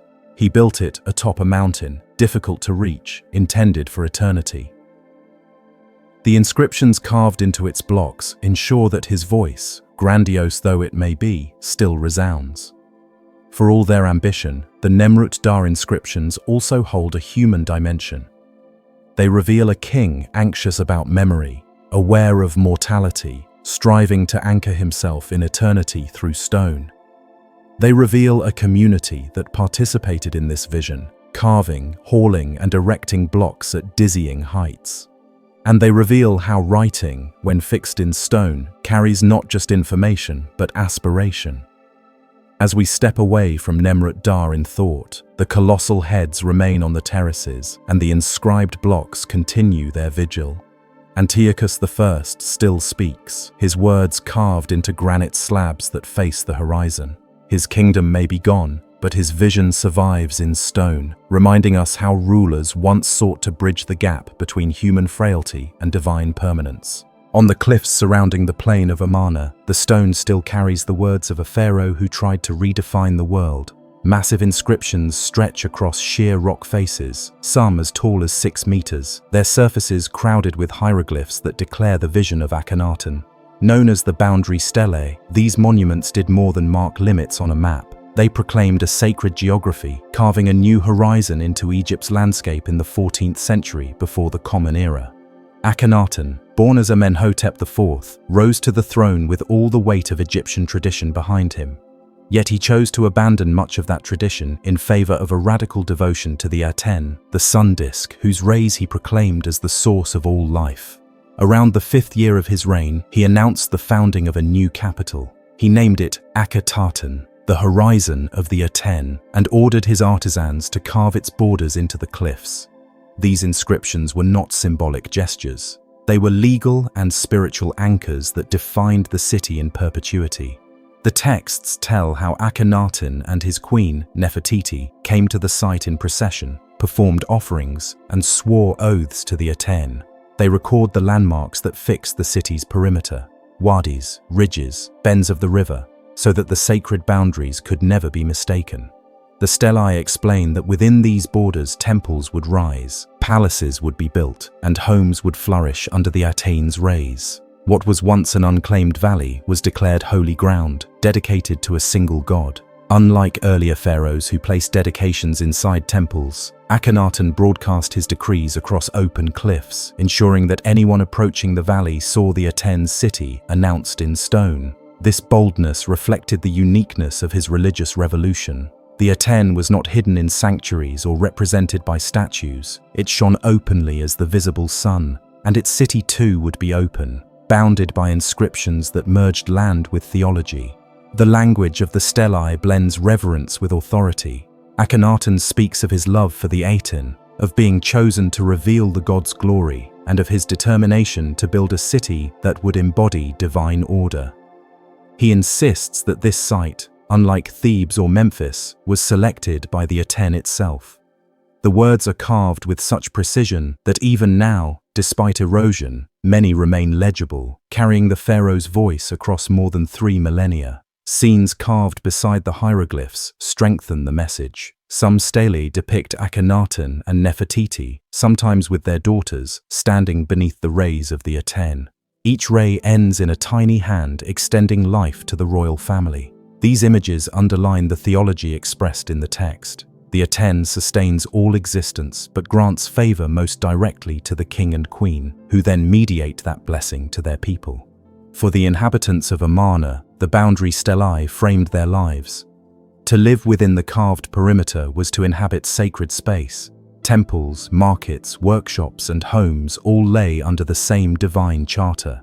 The city was not just an administrative capital, but a ritual landscape where every act of daily life unfolded inside boundaries sanctified by the king's decree. The sheer scale of the project is striking. More than a dozen stelae were carved around the plain, each repeating the declaration of boundaries. This repetition speaks to Akhenaten's urgency. He wanted no doubt about where the Aten city began and ended. The physical labor required was immense. Teams of workers scaling cliffs, smoothing rock faces, and carving thousands of hieroglyphs into limestone. Their effort made the king's theology visible on a monumental scale. Archaeologists of the 19th century were among the first modern readers of these texts. They copied the hieroglyphs before weathering could obscure them, allowing translations that reveal the richness of the proclamations. The stelae record not only the foundation of the city, but also the king's instructions for future generations. He commands that the boundaries be respected forever, that the city remain devoted to the Aten, and that rituals be maintained in perpetuity. Of course, history unfolded differently. After Akhenaten's death, his city was abandoned, his religion dismantled, and his name often erased from monuments. Yet the cliffs could not be moved. The stelae survived even as palaces crumbled and temples fell. Some were defaced, but many remained intact enough to preserve the pharaoh's words. In this way, the very permanence he sought, inscribing devotion into immovable cliffs, ensured that his vision outlived the suppression of his memory. The stelae also provide a rare view of Egyptian urban planning. Few cities in antiquity were founded with boundaries so clearly defined in contemporary records. The texts describe natural landmarks that modern archaeologists can still identify, enabling reconstructions of Amarna's original extent. They are, in effect, one of the earliest surviving civic charters, declaring not just theological intent but the physical parameters of a city. Religiously, the stelae reveal Akhenaten's radical departure from tradition. They present the Aten as the universal creator, whose rays bring life to all plants, animals, and people. This theology rejected the crowded pantheon of earlier centuries, placing one god above all others. In doing so, Akhenaten challenged the powerful priesthood of Amun at Thebes and sought to centralize worship around himself as the Aten's chosen servant. The inscriptions are explicit in this devotion, portraying the king as inseparable from the god's light. Yet they also reveal a measure of anxiety. The insistence on repeating boundaries across numerous stelae suggests a fear that his vision might not be accepted or remembered. By carving the same decree into cliffs all around the valley, Akhenaten reinforced his revolution with sheer physical presence. He turned geography into scripture, making the land itself a witness to his devotion. For those who visit today, the stelae remain awe-inspiring. Though weathered, the hieroglyphs stretch upward across rock faces, their lines still sharp in many places. To stand before them is to feel the ambition of a ruler who sought to anchor eternity in stone. The surrounding desert is quiet, the plain of Amarna lying in ruins, but the cliffs still bear testimony to a king who once envisioned a city bathed in divine light. The poignancy of the boundary stelae lies in the contrast between permanence and impermanence. The city of Akhetaten lasted scarcely 2 decades, yet its boundaries remain etched into the cliffs. The revolution of Akhenaten failed politically, but because he chose stone as his medium, his voice persists. His theology may have been rejected, but the stelae ensure that it cannot be forgotten. Scholars continue to debate Akhenaten's motives. Was he a sincere religious visionary, convinced that the Aten was the true universal god? Or was his revolution a political strategy to weaken traditional priesthoods and concentrate power in his hands? The stelae allow both readings. They express profound devotion, but they also serve clear political ends. Whatever the truth, they remain some of the most remarkable royal declarations in Egyptian history. Their survival across more than 3,000 years is remarkable. Erosion has taken its toll, but the sheer scale of the carvings protected them.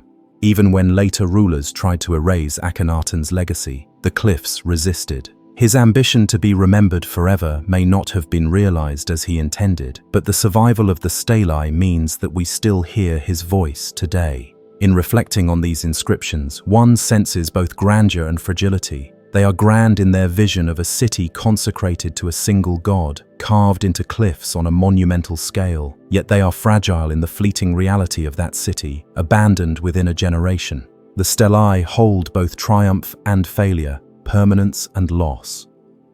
Even so, they continue to shape our understanding of Egyptian history. Without them, the Amarna period might appear as a faint anomaly, half forgotten in later records.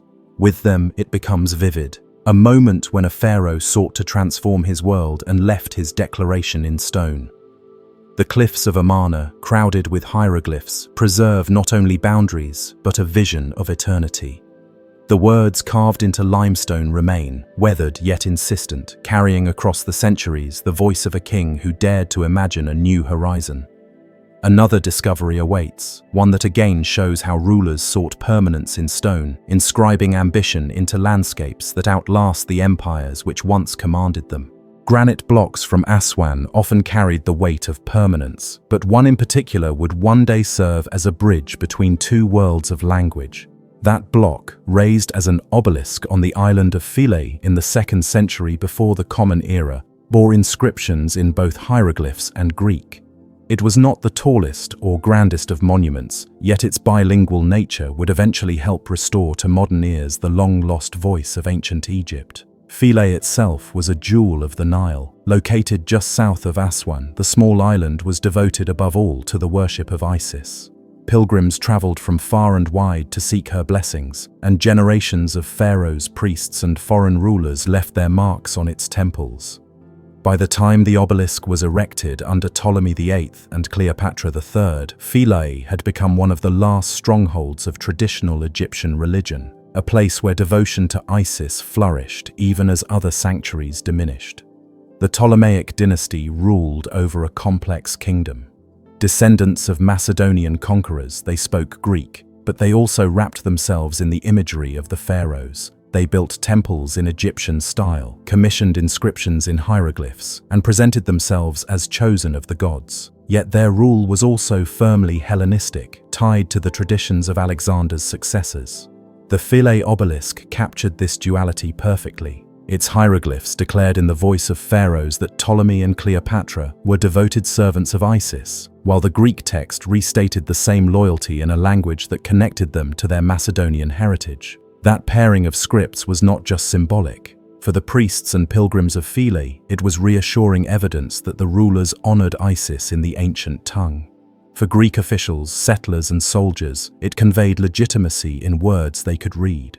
By setting the two languages side by side, the obelisk made a claim that spanned cultures. These rulers belonged in Egypt, not as outsiders, but as heirs. The obelisk itself was modest in height, standing just under 7 meters. Carved from a single piece of Aswan granite, it tapered upward to a pyramid-shaped tip. Its surfaces were carefully polished, then filled with inscriptions that reached nearly from base to summit. The hieroglyphs were incised with precision, each symbol deeply cut to endure centuries of sunlight and wind. The Greek letters, though simpler in form, were equally deliberate. Together, they turned the stone into a bilingual proclamation of devotion and authority. For centuries, it fulfilled that role without fanfare. Worshippers passed it as they entered the precincts of Isis. Priests pointed to it as evidence of royal piety. Visitors from the Greek world understood its message in their own tongue, yet time gradually eroded that clarity. By late antiquity, when Christianity spread and pagan worship was suppressed, the temple complex of Philae fell into decline. The cult of Isis lingered here longer than anywhere else in Egypt, continuing into the 6th century of our era, but eventually the shrines were closed. With the end of the old religion came the loss of hieroglyphic literacy. Within a few generations, the inscriptions on the obelisk were no longer read. They became marks admired for their artistry but not for their meaning. This silence lasted for more than a millennium. During the medieval period, travelers described the strange figures carved into Egyptian monuments, often imagining them as magical symbols. By the 17th and 18th centuries, scholars debated whether hieroglyphs represented ideas, mystical allegories, or a secret priestly code. Very few suspected that they could record language phonetically. The obelisk at Philae, however, had preserved a clue that would one day resolve those debates. When European explorers began to study Egypt in earnest during the late 18th and early 19th centuries, they encountered the obelisk still bearing its inscriptions. They quickly noticed the bilingual nature of the text. In the Greek portion, the names of Ptolemy and Cleopatra appeared clearly. In the hieroglyphic portion, cartouches, oval frames enclosing royal names, contained groups of symbols. It was obvious that these cartouches corresponded to the Greek names beside them.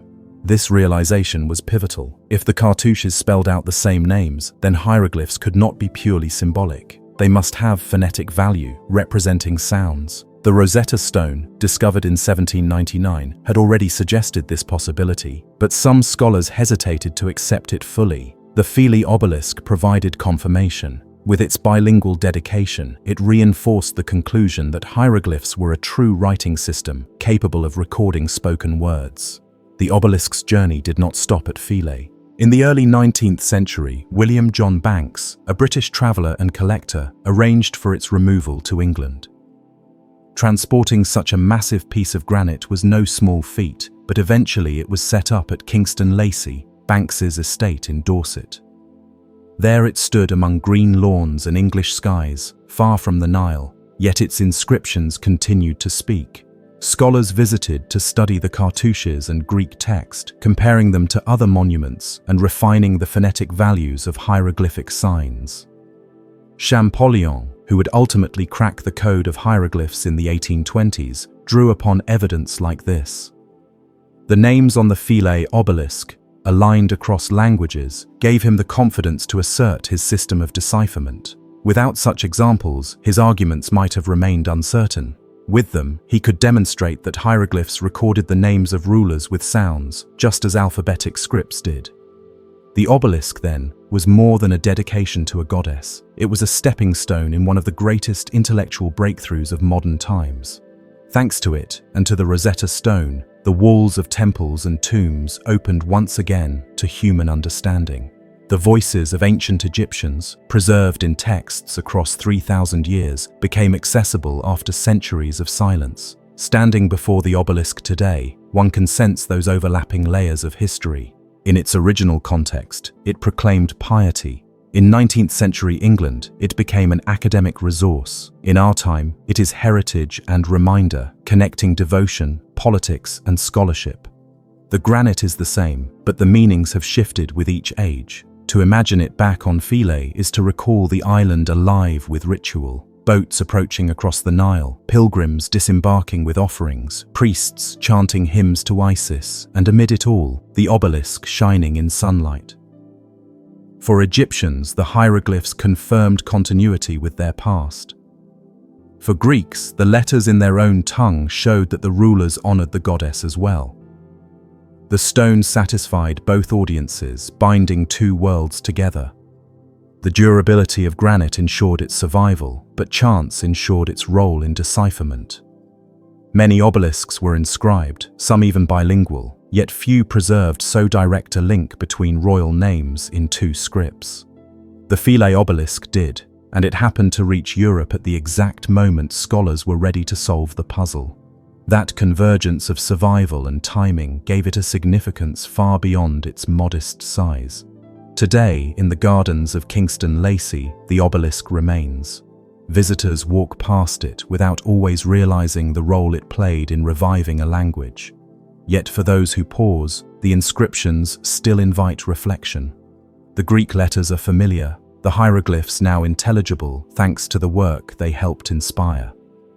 What was once unreadable is now clear, and the obelisk stands as witness to that transformation. Its story illustrates how monuments change roles across time. Carved as devotion, later repurposed as scholarly evidence, now preserved as heritage. it has fulfilled many lives. Yet through all of them, it has continued to connect human beings across centuries. The Philae obelisk proves that even a single artifact can rewrite history. Without it, Champollion's decipherment might have taken longer or lacked certainty. With it, the gates of Egypt's written record opened fully. That contribution makes the obelisk one of the most significant yet underappreciated monuments of antiquity. And while it stands today far from the Nile, its inscriptions still carry the power to remind us of the persistence of stone and the persistence of human curiosity. From Isis's temple to an English garden, from antiquity to modern scholarship, the obelisk continues its journey, urging us toward the next monument where words carved long ago still have the ability to change our understanding of the past. When a ruler seeks to make his words last beyond his lifetime, he may inscribe them in stone. Few rulers in history did this with as much scale and intention as Ashoka, the great emperor of India's Maurya dynasty. In the 3rd century before the Common Era, after a career of conquest and bloodshed, Ashoka experienced a profound transformation. He embraced Buddhism and sought to rule not by the sword, but by principles of compassion, tolerance, and respect for life. To spread this vision, he turned cliffs and boulders across his empire into living pages. Dozens of inscriptions, known as the Ashoka Rock Edicts, still remain carved across the landscape of South Asia. Each edict was more than a proclamation.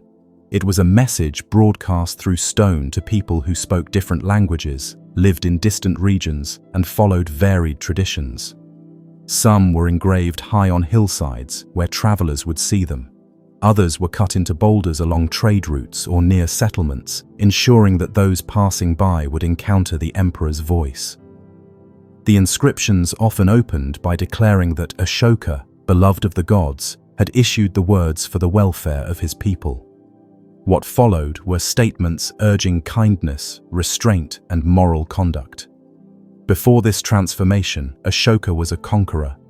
His most famous campaign was the brutal war against the kingdom of Kalinga.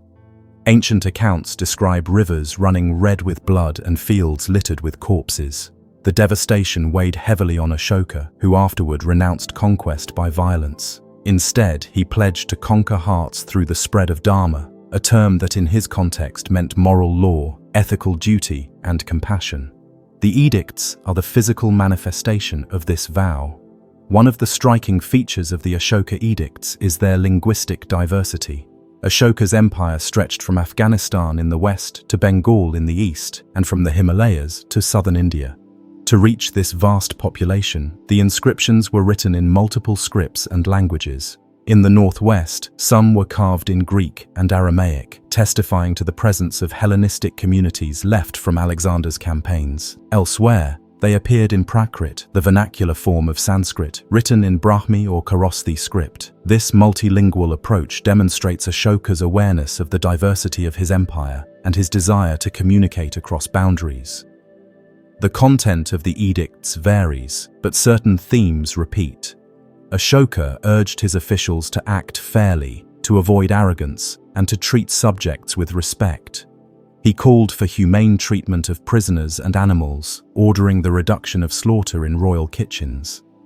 He encouraged generosity toward monks, Brahmins, and teachers of all traditions, reflecting his policy of tolerance. He spoke of the need for patience, humility, and care for parents.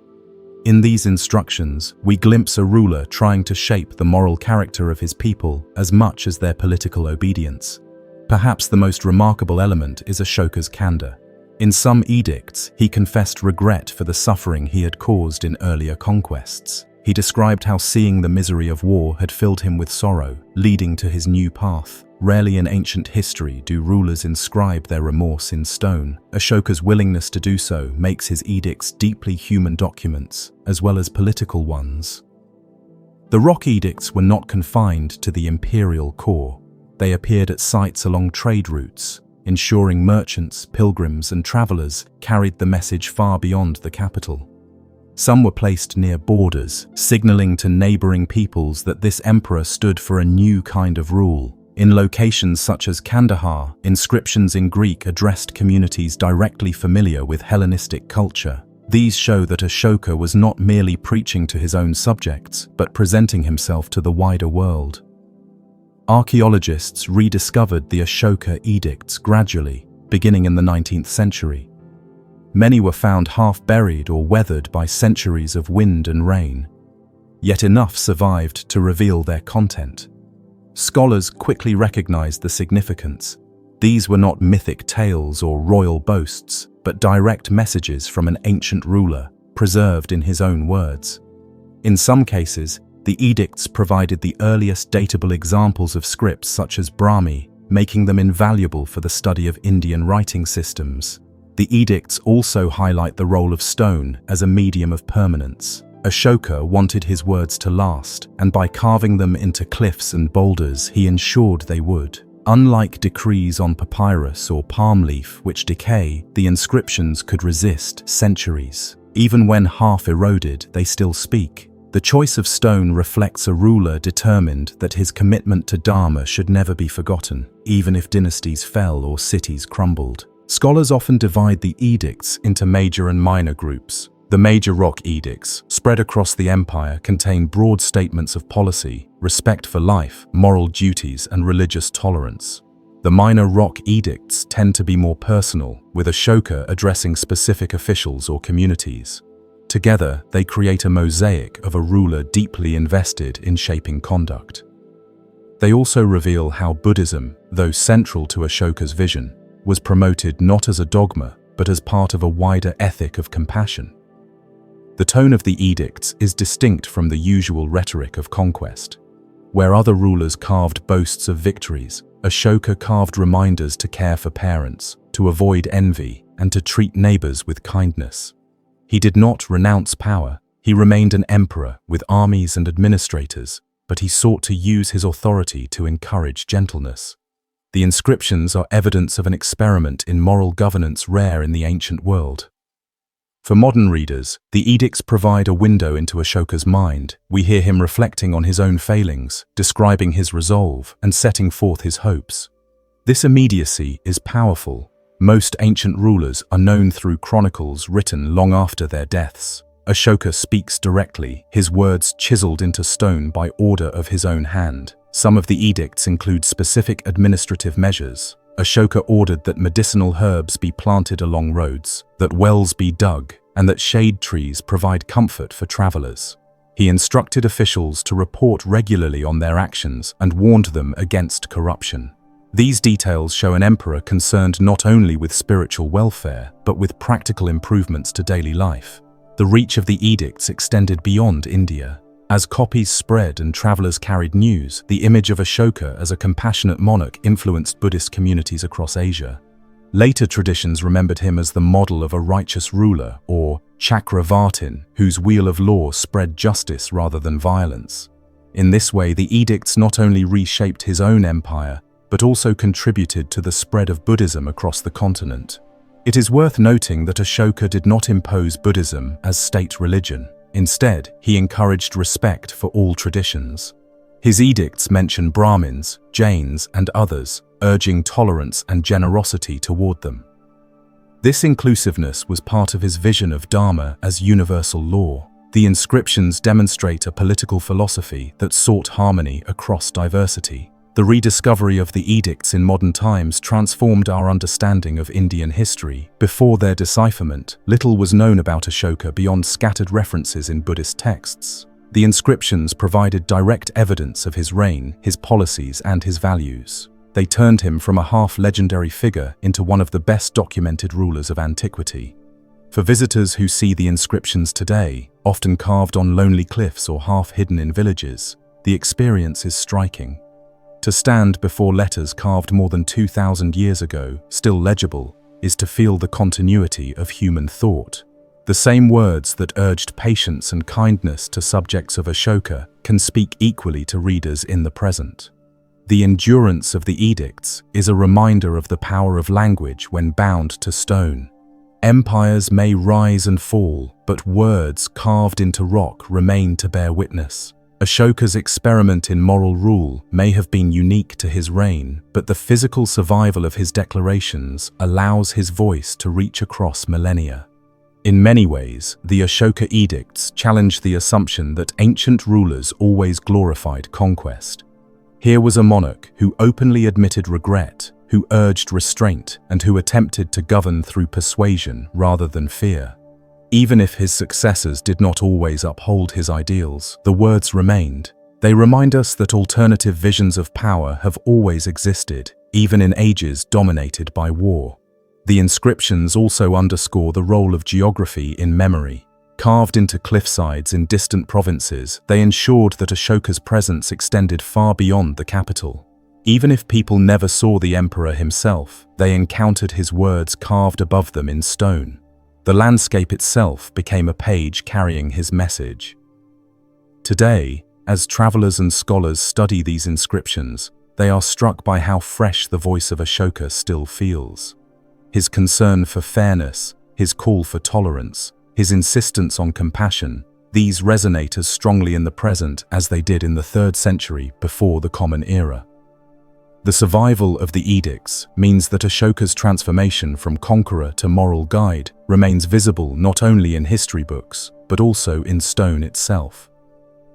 The Ashoka rock edicts stand as evidence that words can be as enduring as armies, and often more transformative. Their survival allows us to hear a ruler not through the filter of legend, but through his own voice, carved into cliffs that still bear his mark. And while they belong to a specific time and place, their call for compassion and justice continues to speak to anyone willing to pause and read. Another monument awaits, one shaped by its own context, yet carrying a different vision of authority and memory, reminding us again that stone has always been humanity's most patient messenger. Among Egypt's deserts, where the mountains meet winding valleys of stone, an ancient site preserves a record of human ambition carved directly into rock. This place is Wadi Hammamat, a rugged gorge in the eastern desert that served for millennia as a quarry. Its cliffs and outcrops supplied the prized grey-wax stone used for statues, sarcophagi, and temple walls. Yet Hammamat is remembered not only for the stone itself, but also for the inscriptions left on its surfaces. These quarry inscriptions, etched by workers and officials across dynasties, tell stories of expeditions, triumphs, and the immense logistics required to extract and transport massive blocks. They are a unique archive of Egyptian industry and state power. The setting of Hammamat is stark. Between the Nile Valley and the Red Sea, the wadi snakes through barren rock. The climate is unforgiving, water scarce, and vegetation minimal. To move large workforces through this terrain required immense preparation. Caravans of donkeys carried supplies, wells had to be dug or restored, and camps established for hundreds, sometimes thousands, of laborers. The inscriptions carved into the quarry face describe these efforts, offering a glimpse into the organization of ancient Egypt's economy that no temple relief or royal annal provides. The earliest known inscriptions at Hammamat date back to the Old Kingdom, around the reign of Pharaoh Djoser in the 27th century before the Common Era. They continue through the Middle and New Kingdoms, into the late period, and even under Ptolemaic rulers. Few sites in Egypt show such continuity of use. Each inscription marks an expedition, often led by high officials acting on behalf of the king, sent to quarry stone for statues, sarcophagi, or grand temple projects. Over time, more than 200 inscriptions accumulated, transforming the quarry walls into a kind of archive carved into living rock. One particularly famous inscription comes from the reign of Pharaoh Mentuhotep, the fourth of the 11th dynasty. His vizier, Amenemhat, recorded leading an expedition of 10,000 men to Hammamat. The scale is staggering. Organizing such a workforce in the harsh desert required logistical genius, food supplies, water, shelter, and security against bandits or desert tribes. The inscription celebrates the success of the mission, with stone extracted and transported back to the Nile. Scholars often see in this inscription evidence of Amenemhat's growing power, foreshadowing his eventual rise to the throne as Pharaoh Amenemhat I. The texts are not dry lists. Many contain details that bring the expeditions vividly to life. They mention digging wells, sacrificing to gods for protection, and overcoming obstacles such as flash floods or collapsed routes. Some note the presence of Nubian laborers or foreign mercenaries, hinting at the diversity of Egypt's workforce. Others record prayers to deities like Min, the god of the desert and fertility, or Wepwawet, the opener of the ways, invoked to guide caravans safely through treacherous paths. The Hammamat inscriptions are also remarkable for their combination of practical record and self-promotion. Officials who led quarry missions often used the opportunity to immortalize their achievements. They described their loyalty to the king, the scale of their workforce, and the success of their efforts. In a sense, the quarry walls became a stage for ambitious administrators, much like temples were stages for kings. By carving their names and deeds into the rock, these officials ensured that their service would be remembered as long as the quarry itself remained visible. Some inscriptions describe not just quarrying, but the transport of enormous monoliths. The greywacke of Hammamat was prized for sarcophagi, and some blocks weighed dozens of tons.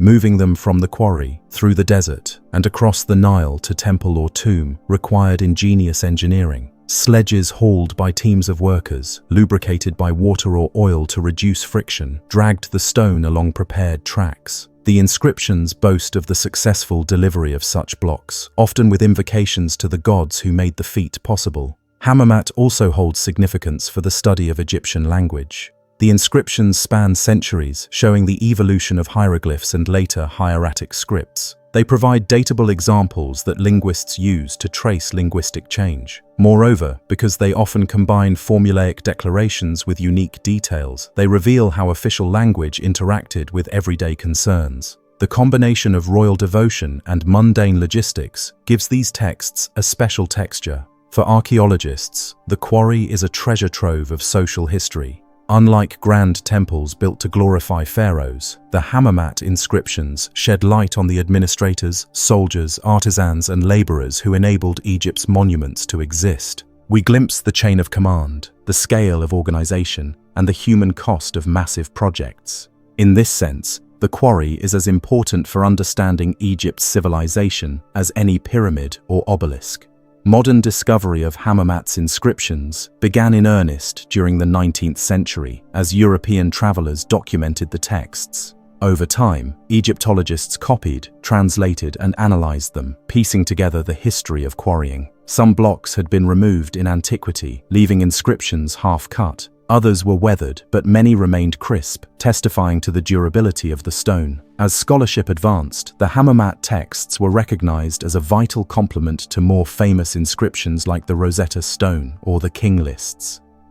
Beyond their practical information, the inscriptions carry symbolic weight. To quarry stone in the desert was not merely industrial, it was sacred. The Egyptians believed that extracting stone disturbed powerful forces, so rituals were required to appease the gods. Expeditions began with offerings, and inscriptions often mentioned divine approval.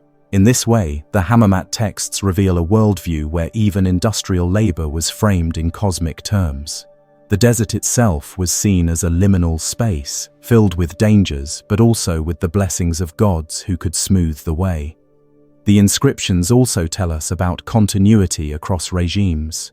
Whether Old Kingdom pharaohs, Middle Kingdom reformers, New Kingdom conquerors, or Ptolemaic kings, rulers all valued Hammamat's stone. They all sent expeditions, and their officials all recorded successes. The quarry thus became a thread binding together centuries of Egyptian history. Even when dynasties changed and capitals shifted, the demand for fine stone endured.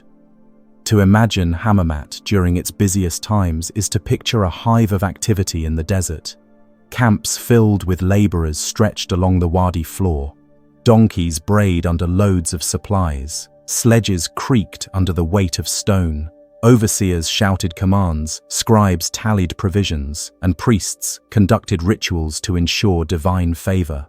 On the cliffs above, masons paused to inscribe records of their success. The air rang with the sound of hammers striking stone, mingled with prayers and chants. It was an extraordinary blend of labor, devotion, and ambition. In the present, the wadi lies quiet, but the inscriptions remain. Visitors walking its paths can still see the hieroglyphs cut deep into the rock. Some are faded, but others retain sharp outlines, as if carved only yesterday. To stand before them is to hear the voices of ancient officials declaring their service to the king, their devotion to the gods, and their triumph over the harsh desert. Few places in Egypt allow us to feel so directly the presence of those who labored to create its monuments. The Hammamat inscriptions challenge the modern distinction between practical and sacred. For the Egyptians, quarrying stone was both. It was practical because temples needed stone, sarcophagi required durability, and statues demanded beauty. It was sacred because the act of extraction disturbed the domain of powerful gods and spirits. The inscriptions blend these perspectives, showing us an ancient mindset where no labor was free of spiritual resonance.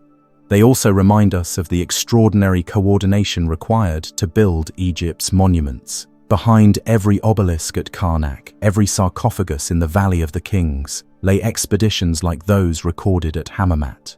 Without the quarry inscriptions, we might imagine temples and tombs simply appearing through royal command. With them, we see the chain of officials, workers, and rituals that made the king's vision a reality. The inscriptions of Hammamat are, in their own way, as shocking as any monumental temple. They rewrite history by revealing the machinery of empire hidden behind the polished surfaces of Egypt's most famous works. They give voice to administrators and laborers, often absent from royal propaganda.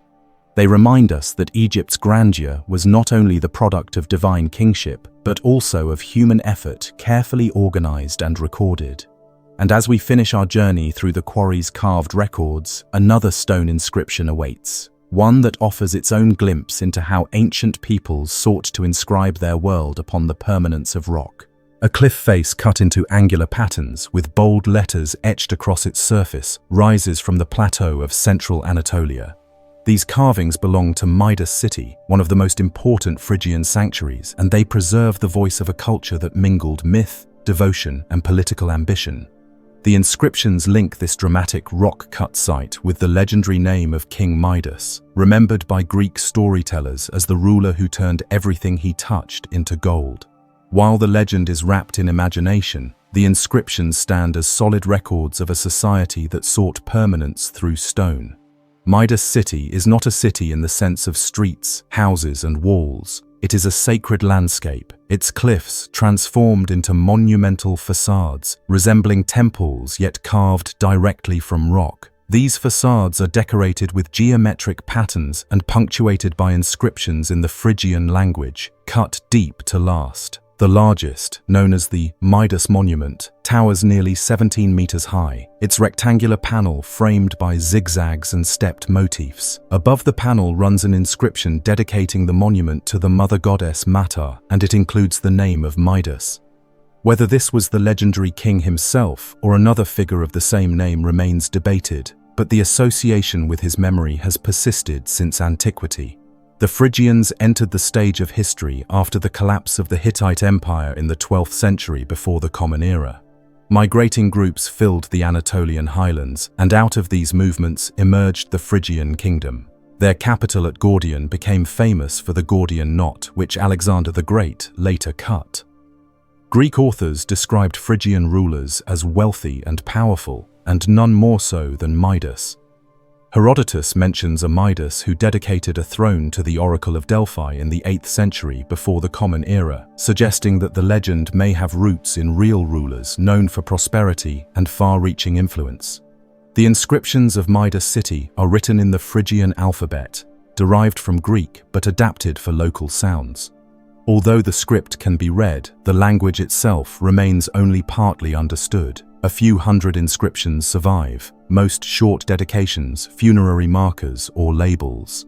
The Midas monument inscription, however, is among the longest and most significant. It names Mata, the mother goddess, and calls upon her protection. The mention of Midas gives the site its aura of legend, tying together myth and epigraphy in a way few other places achieve. Cybele, whom the Greeks identified with Mata, was central to Phrygian religion. She was the great mother of gods and humans, a deity of fertility, mountains, and wild animals. Lions often flanked her throne, and she was imagined as mistress of untamed nature. The facades of Midas city served as shrines to her, with the inscriptions functioning both as dedications and as protective invocations. To carve a facade in her honor was to shape the landscape itself into a temple, making the cliffs part of her domain. Archaeological surveys have revealed that Midas city was not isolated. Smaller monuments and inscriptions dot the surrounding region, forming a network of sacred sites. The central plateau, with its soft volcanic tuff, was ideal for carving. Phrygian artisans transformed cliffs into geometric facades, some small, others monumental. The inscriptions associated with these facades link them into a shared religious landscape, with Mtar as the unifying figure. The inscriptions also shed light on Phrygian society. By naming dedicants, they reveal individuals of high status, eager to display devotion and secure prestige. Some may have been royal commissions, others the work of local elites. The act of inscribing a dedication into stone was both religious and political. It honored the goddess and projected the authority of those who ordered it. In this sense, the inscriptions function like royal stelae elsewhere in the ancient world, where devotion and power were inseparable. The language itself, though still fragmentary to us, demonstrates connections between Phrygian and other Indo-European tongues. Scholars have identified cognates with Greek and Armenian, though many words remain obscure.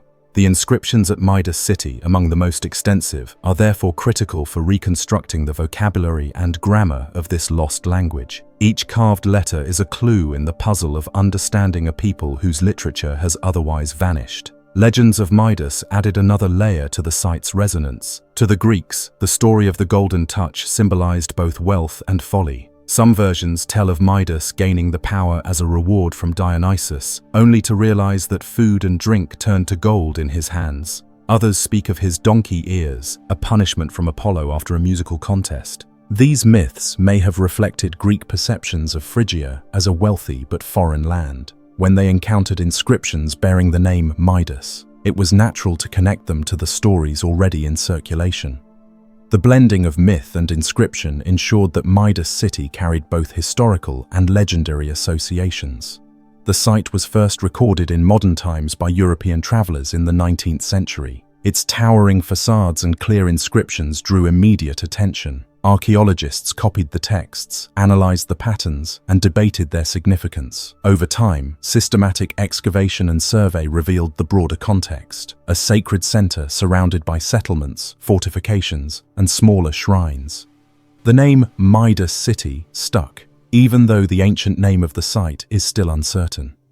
Walking among the cliffs today, one sees not only the grand Midas monument, but also numerous smaller inscriptions. Some are brief invocations to Mtar. Others name individuals, perhaps aristocrats or priests, who dedicated monuments in her honor.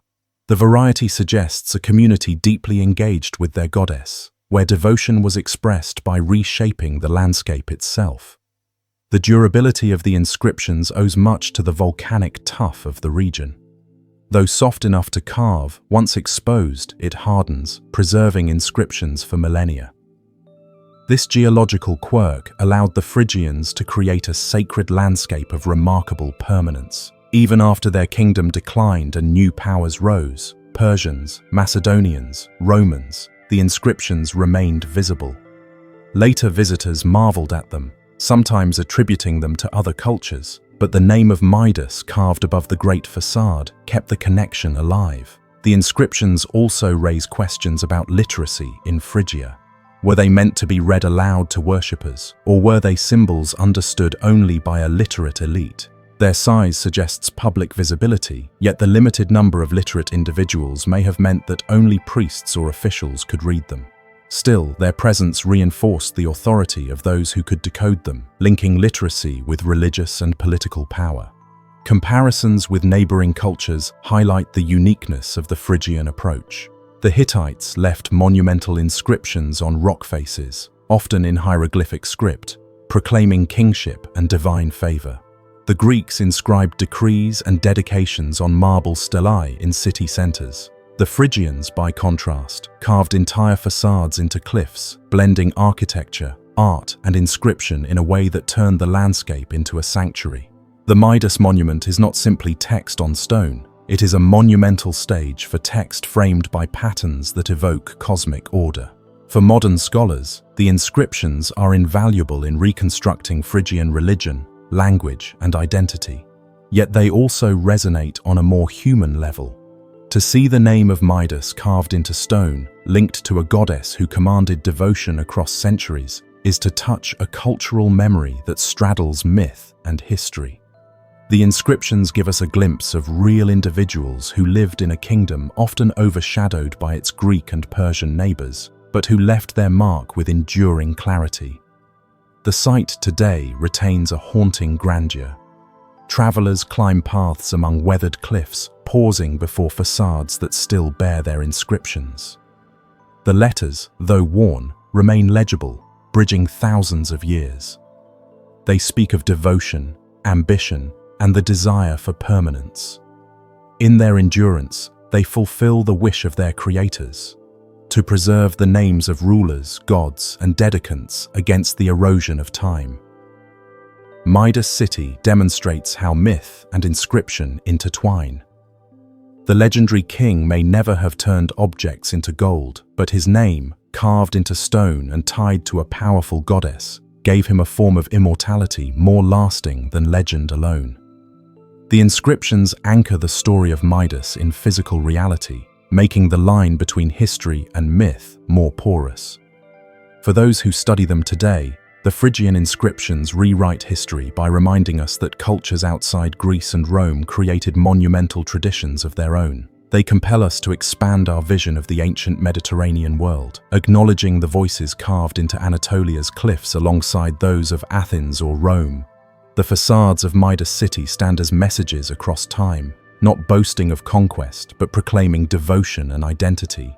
Their endurance shows how the human urge to inscribe meaning onto stone transcends cultures and centuries.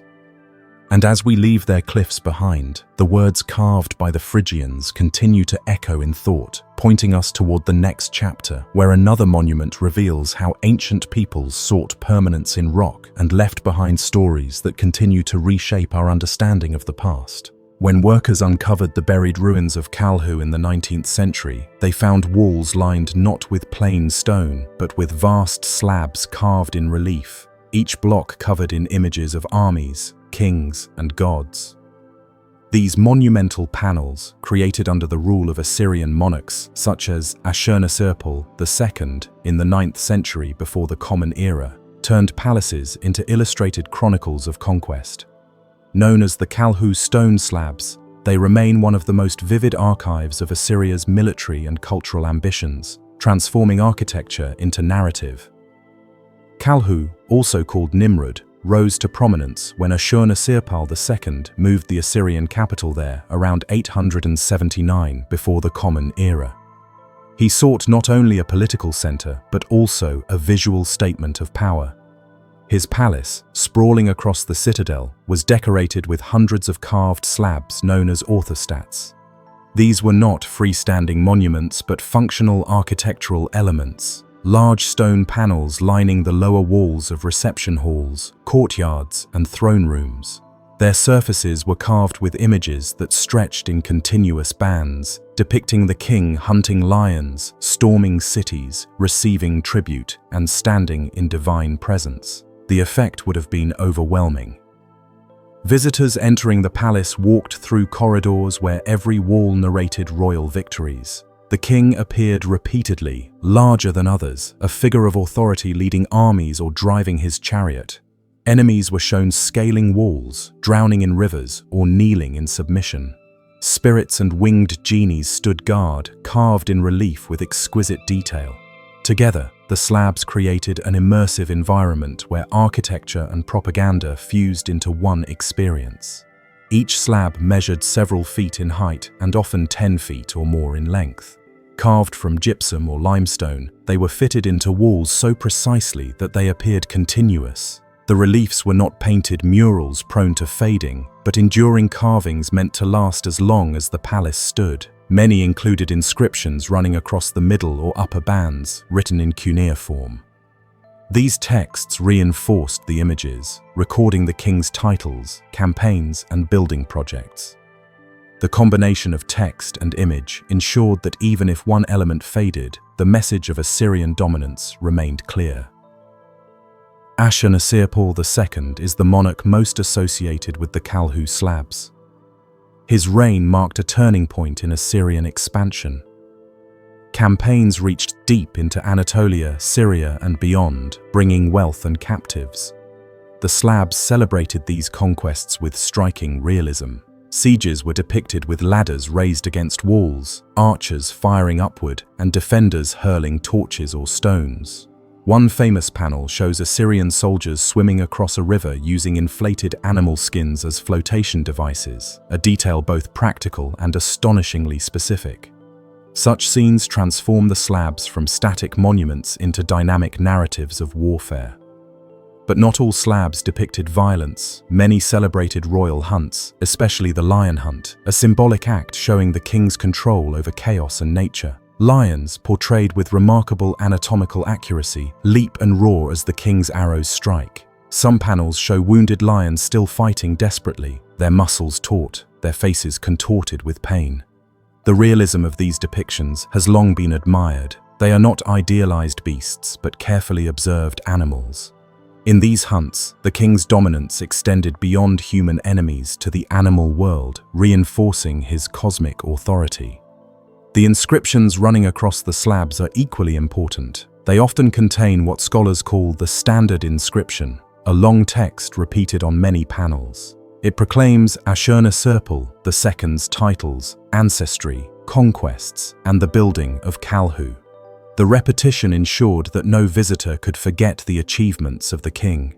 Other inscriptions describe specific campaigns or rituals, offering a written counterpart to the visual record. Together, they create a multi-layered message where image and text amplify one another. The Kalhu slabs also reveal the extraordinary skill of Assyrian artisans. The reliefs balance detail with clarity, ensuring that even complex battle scenes remain readable. Figures are stylized yet naturalistic, with attention to clothing, weapons, and expressions. Patterns of beards, feathers, and fabrics are rendered with precision, showing the artisan's mastery of line and texture. At the same time, the compositions follow strict conventions. The king always dominates, enemies are smaller, and divine figures hover protectively. These conventions reinforced hierarchy and order, key elements of Assyrian ideology. When excavators first uncovered the slabs in the 19th century, they were astonished by their preservation. Many had been buried when the palaces collapsed or were intentionally covered by later builders. Today, large numbers of slabs reside in museums such as the British Museum, the Louvre, and institutions in Iraq and the United States. While their removal from Kalhu raises questions of heritage, their presence in museums has allowed generations of viewers to experience the visual impact of Assyrian art. The discovery of the slabs transformed the understanding of Mesopotamian civilization. Before then, knowledge of Assyria came largely from biblical references and scattered classical accounts. The reliefs revealed a sophisticated visual culture that combined artistry with propaganda. They provided direct insight into military technology, from siege engines to chariots. They showed rituals, processions, and hunting practices in detail, unmatched by textual sources.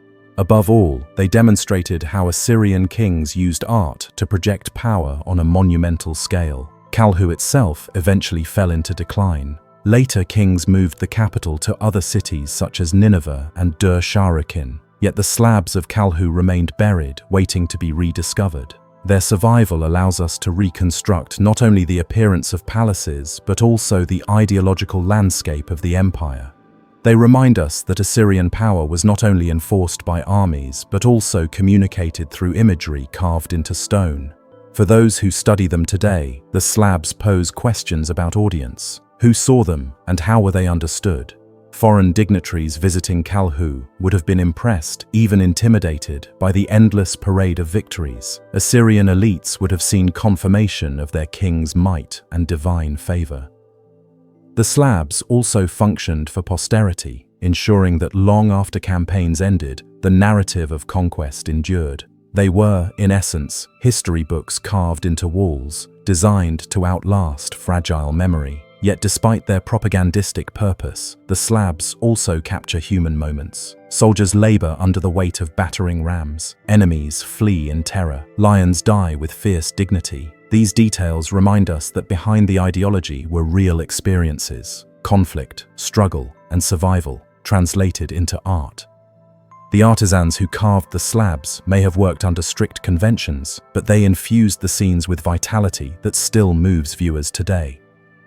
The Kalhu slabs are shocking not only for their content, but for their scope. Hundreds of panels once lined the palace walls, creating one of the most ambitious visual programs in antiquity. Few other cultures attempted anything similar. The closest comparisons might be the reliefs of Persepolis in Persia or the friezes of the Parthenon in Greece, yet even those do not match the sheer scale of the Assyrian program. Kalhu was not just decorated, it was saturated with narrative, turning architecture into a continuous declaration of empire. As with many ancient monuments, their survival is partial. Some slabs were lost, destroyed, or damaged. Others remain buried at the site, awaiting excavation. Modern threats, including looting and conflict, have endangered what remains at Nimrud. The slabs in museums are thus precious survivors of a heritage constantly at risk. They remind us of both the fragility of cultural memory and the resilience of stone. When viewed today, the Kalhu slabs still convey their intended effect. They impress, overwhelm, and command attention. The Assyrian kings who ordered them could not have imagined their panels displayed in glass cases far from Mesopotamia. Yet the power of their imagery transcends context. Visitors in modern galleries stand before them much as ancient envoys might have, awed by the relentless vision of royal might. The Kalhu stone slabs continue to rewrite history by expanding our understanding of how empires communicated power. They show that art was not merely decorative, but integral to governance, diplomacy, and ideology. They reveal a world where stone walls carried voices as potent as armies. And they remind us that even in ruins, empires leave behind traces capable of shaping imagination thousands of years later. Sunlight across pale stone blocks brings out a series of carved letters cut more than 2,000 years ago. These blocks form the Gortin Code, one of the longest and most complete legal inscriptions from the ancient Greek world. Discovered on the island of Crete, the code is carved directly into the wall of a building at the city of Gortin. It preserves the voice of lawmakers who, in the 5th century before the Common Era, decided to set down their community's rules in a form that would endure not just for a generation, but for centuries. The code is monumental in scope. Spanning more than 600 lines, it contains laws about marriage, divorce, inheritance, adoption, property rights, contracts, and the treatment of slaves. Unlike fragments of legal practice that survive in papyri or scattered inscriptions, the Gortin Code presents a comprehensive system, written not for scholars, but for the public. The choice to carve it into stone in the city's agora, the civic center, reveals both its function and its symbolism. Here, where citizens gathered to debate and to trade, the law was literally on the wall. The letters are arranged in boustrophedon style, where each line alternates direction. One line runs left to right, the next right to left, and so on, like the path of an ox ploughing a field. This method, older than the more familiar left-to-right writing of later Greek, gives the inscription a distinctive rhythm. Standing before it, the reader's eyes move back and forth, tracing the furrows of law cut into stone. The effect underscores continuity. Law is a steady line, turning back on itself yet always progressing. The content of the code provides a detailed window into Cretan society. It is especially notable for its focus on private law. Whereas many surviving Greek inscriptions highlight decrees of assemblies, honors for benefactors, or treaties between states, the Gortin Code turns to the intimate concerns of households and property. It addresses who inherits if a husband dies, how much property a wife retains upon divorce, what rights adopted children hold, and how disputes over boundaries are to be settled. In doing so, it records daily life in legal terms. One of the most striking features is the recognition of women's rights in matters of property. A woman in Gortin could keep the possessions she brought into a marriage, and if divorced, she was entitled to a share of the household property. In cases where her husband died, she maintained certain rights over inheritance. These laws did not make women equal to men, but compared to many other Greek communities, they provided more stability and legal security. The inscription thus reveals a society where women's roles, though constrained, were acknowledged in law rather than erased. Slavery is another theme addressed in the code. Laws describe marriages involving slaves, the status of children born from such unions, and procedures for disputes over ownership. These provisions confirm how deeply slavery was woven into the social fabric. Far from ignoring this reality, the code regulated it. While the tone is pragmatic rather than moral, the detail provides evidence of how enslaved people's lives intersected with free households and how the law sought to manage those intersections. The code also outlines procedures for trials. It specifies who can serve as witnesses, how testimony is to be weighed, and what penalties apply when rules are broken. Such attention to process reflects a desire for predictability and fairness. By publishing procedures as well as outcomes, the lawmakers tried to reduce uncertainty in disputes. The fact that this information was carved in a public place meant that litigants could, at least in principle, verify what the law required. The origins of the code remain a subject of debate. Some scholars see it as the culmination of long traditions of oral law on Crete, crystallized in writing when the need for clarity grew. Others interpret it as a response to social change, perhaps prompted by economic growth, increasing trade, or rising disputes over inheritance and property. Whatever its origins, the code shows an intentional effort to stabilize society by anchoring law in stone. Comparisons to other law codes highlight both continuity and contrast. Hammurabi's stele in Mesopotamia, carved more than 1,000 years earlier, also set out laws on stone, emphasizing the authority of the king. Yet the Gortin Code lacks any royal proclamation. It presents law as a civic product, tied not to one ruler but to the community. Similarly, while later Roman law codified rights in elaborate detail, the Gortin Code demonstrates that Greek communities too created systematic bodies of law. It is thus a bridge between the monumental proclamations of the ancient Near East and the complex legal traditions of Rome. The discovery of the code in modern times was dramatic. In 1884, excavators uncovered a semicircular wall at Gortin, its surface covered with ancient Greek letters. As the blocks were revealed, scholars realized they had found one of the longest inscriptions ever seen. The painstaking work of copying and translating followed. The text became a touchstone for the study of Greek law, offering direct evidence beyond the more familiar Athenian sources. It revealed how diverse Greek legal traditions were and forced historians to reconsider assumptions about the uniformity of Greek law. Physically, the inscription commands attention. The letters are large and deeply cut, designed to be seen. Even if only a minority of citizens could read fluently, the visual display asserted the authority of law. The choice of stone guaranteed durability. While papyrus could rot and wooden tablets could burn, stone endured. This durability has allowed the Gortin Code to survive while other legal systems from the same era have vanished. Standing before the wall today, one is struck not only by the scale of the text but also by its matter-of-fact tone. It does not announce lofty principles of justice or divine sanction. Instead, it deals with practical matters. What happens if a man divorces his wife? How inheritance is divided among children? What fine is due if an animal damages a neighbor's field? The focus is on clarity rather than philosophy. This practical approach may be what gave the code its longevity. The provisions concerning inheritance are particularly detailed. Sons and daughters both receive shares, though not always equal. Adopted children hold rights, but their claims can differ depending on circumstances. Widows retain property, but face restrictions if they remarry. These rules reflect a society deeply concerned with preserving family property across generations. They show how law sought to balance the interests of husbands, wives, children, and extended kin. Marriage laws provide further insight. If a couple divorced, the wife could take back her dowry and part of the household's possessions. Custody of children was addressed, with stipulations for support and inheritance. These provisions suggest that divorce was not rare and that lawmakers wanted to manage its consequences. By carving such details in stone, Gortin acknowledged divorce as a social reality rather than an exception. The sections dealing with slaves expose the complexities of status.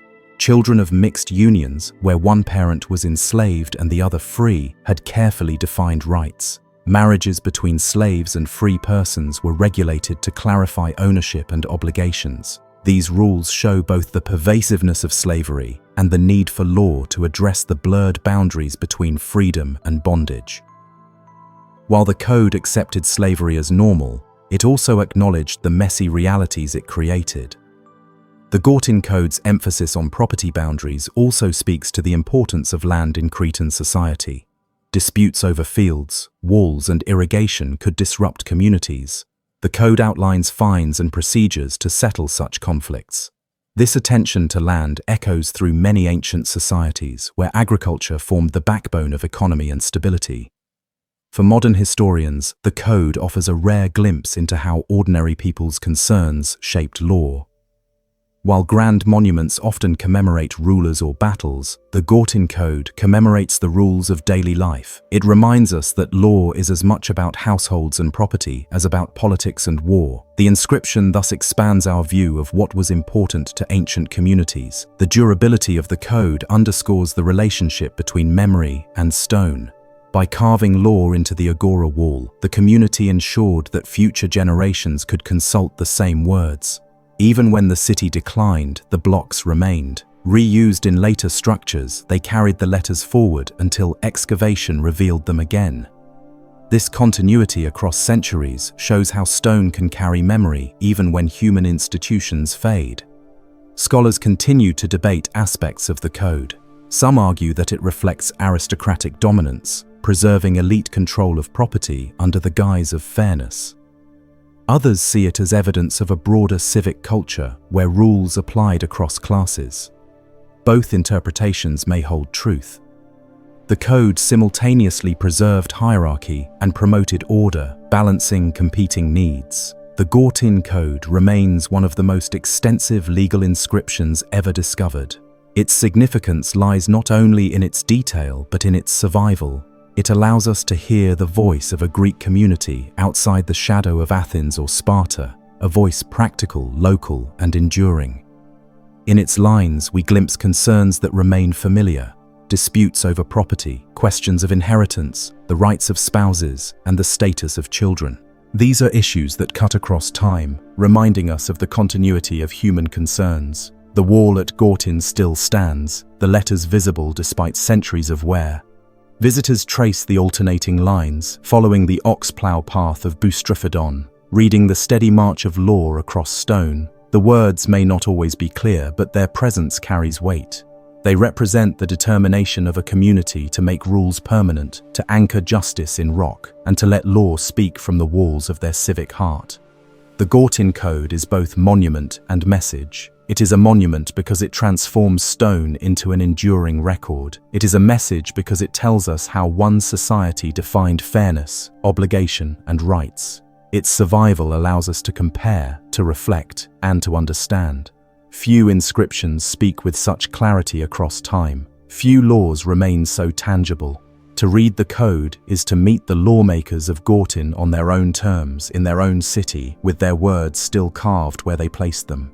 History speaks through stones, carvings, and fragments, and together we've followed some of those voices across the ages. Each discovery reminds us that the past is far more complex than it appears, full of mysteries that challenge what we think we know. I'd love to hear what your thoughts were. Which inscription or monument left the strongest impression on you? Share your perspective in the comments below. Your reflections add depth to this exploration and often spark ideas for future journeys. If you've enjoyed spending this time with me, remember to subscribe so you never miss new stories hidden in history's ruins. It's your support that allows these forgotten voices to continue reaching new listeners. The stones may be ancient, but the questions they raise are timeless. Thank you for joining me on this path. Until next time, stay curious and let history keep you company.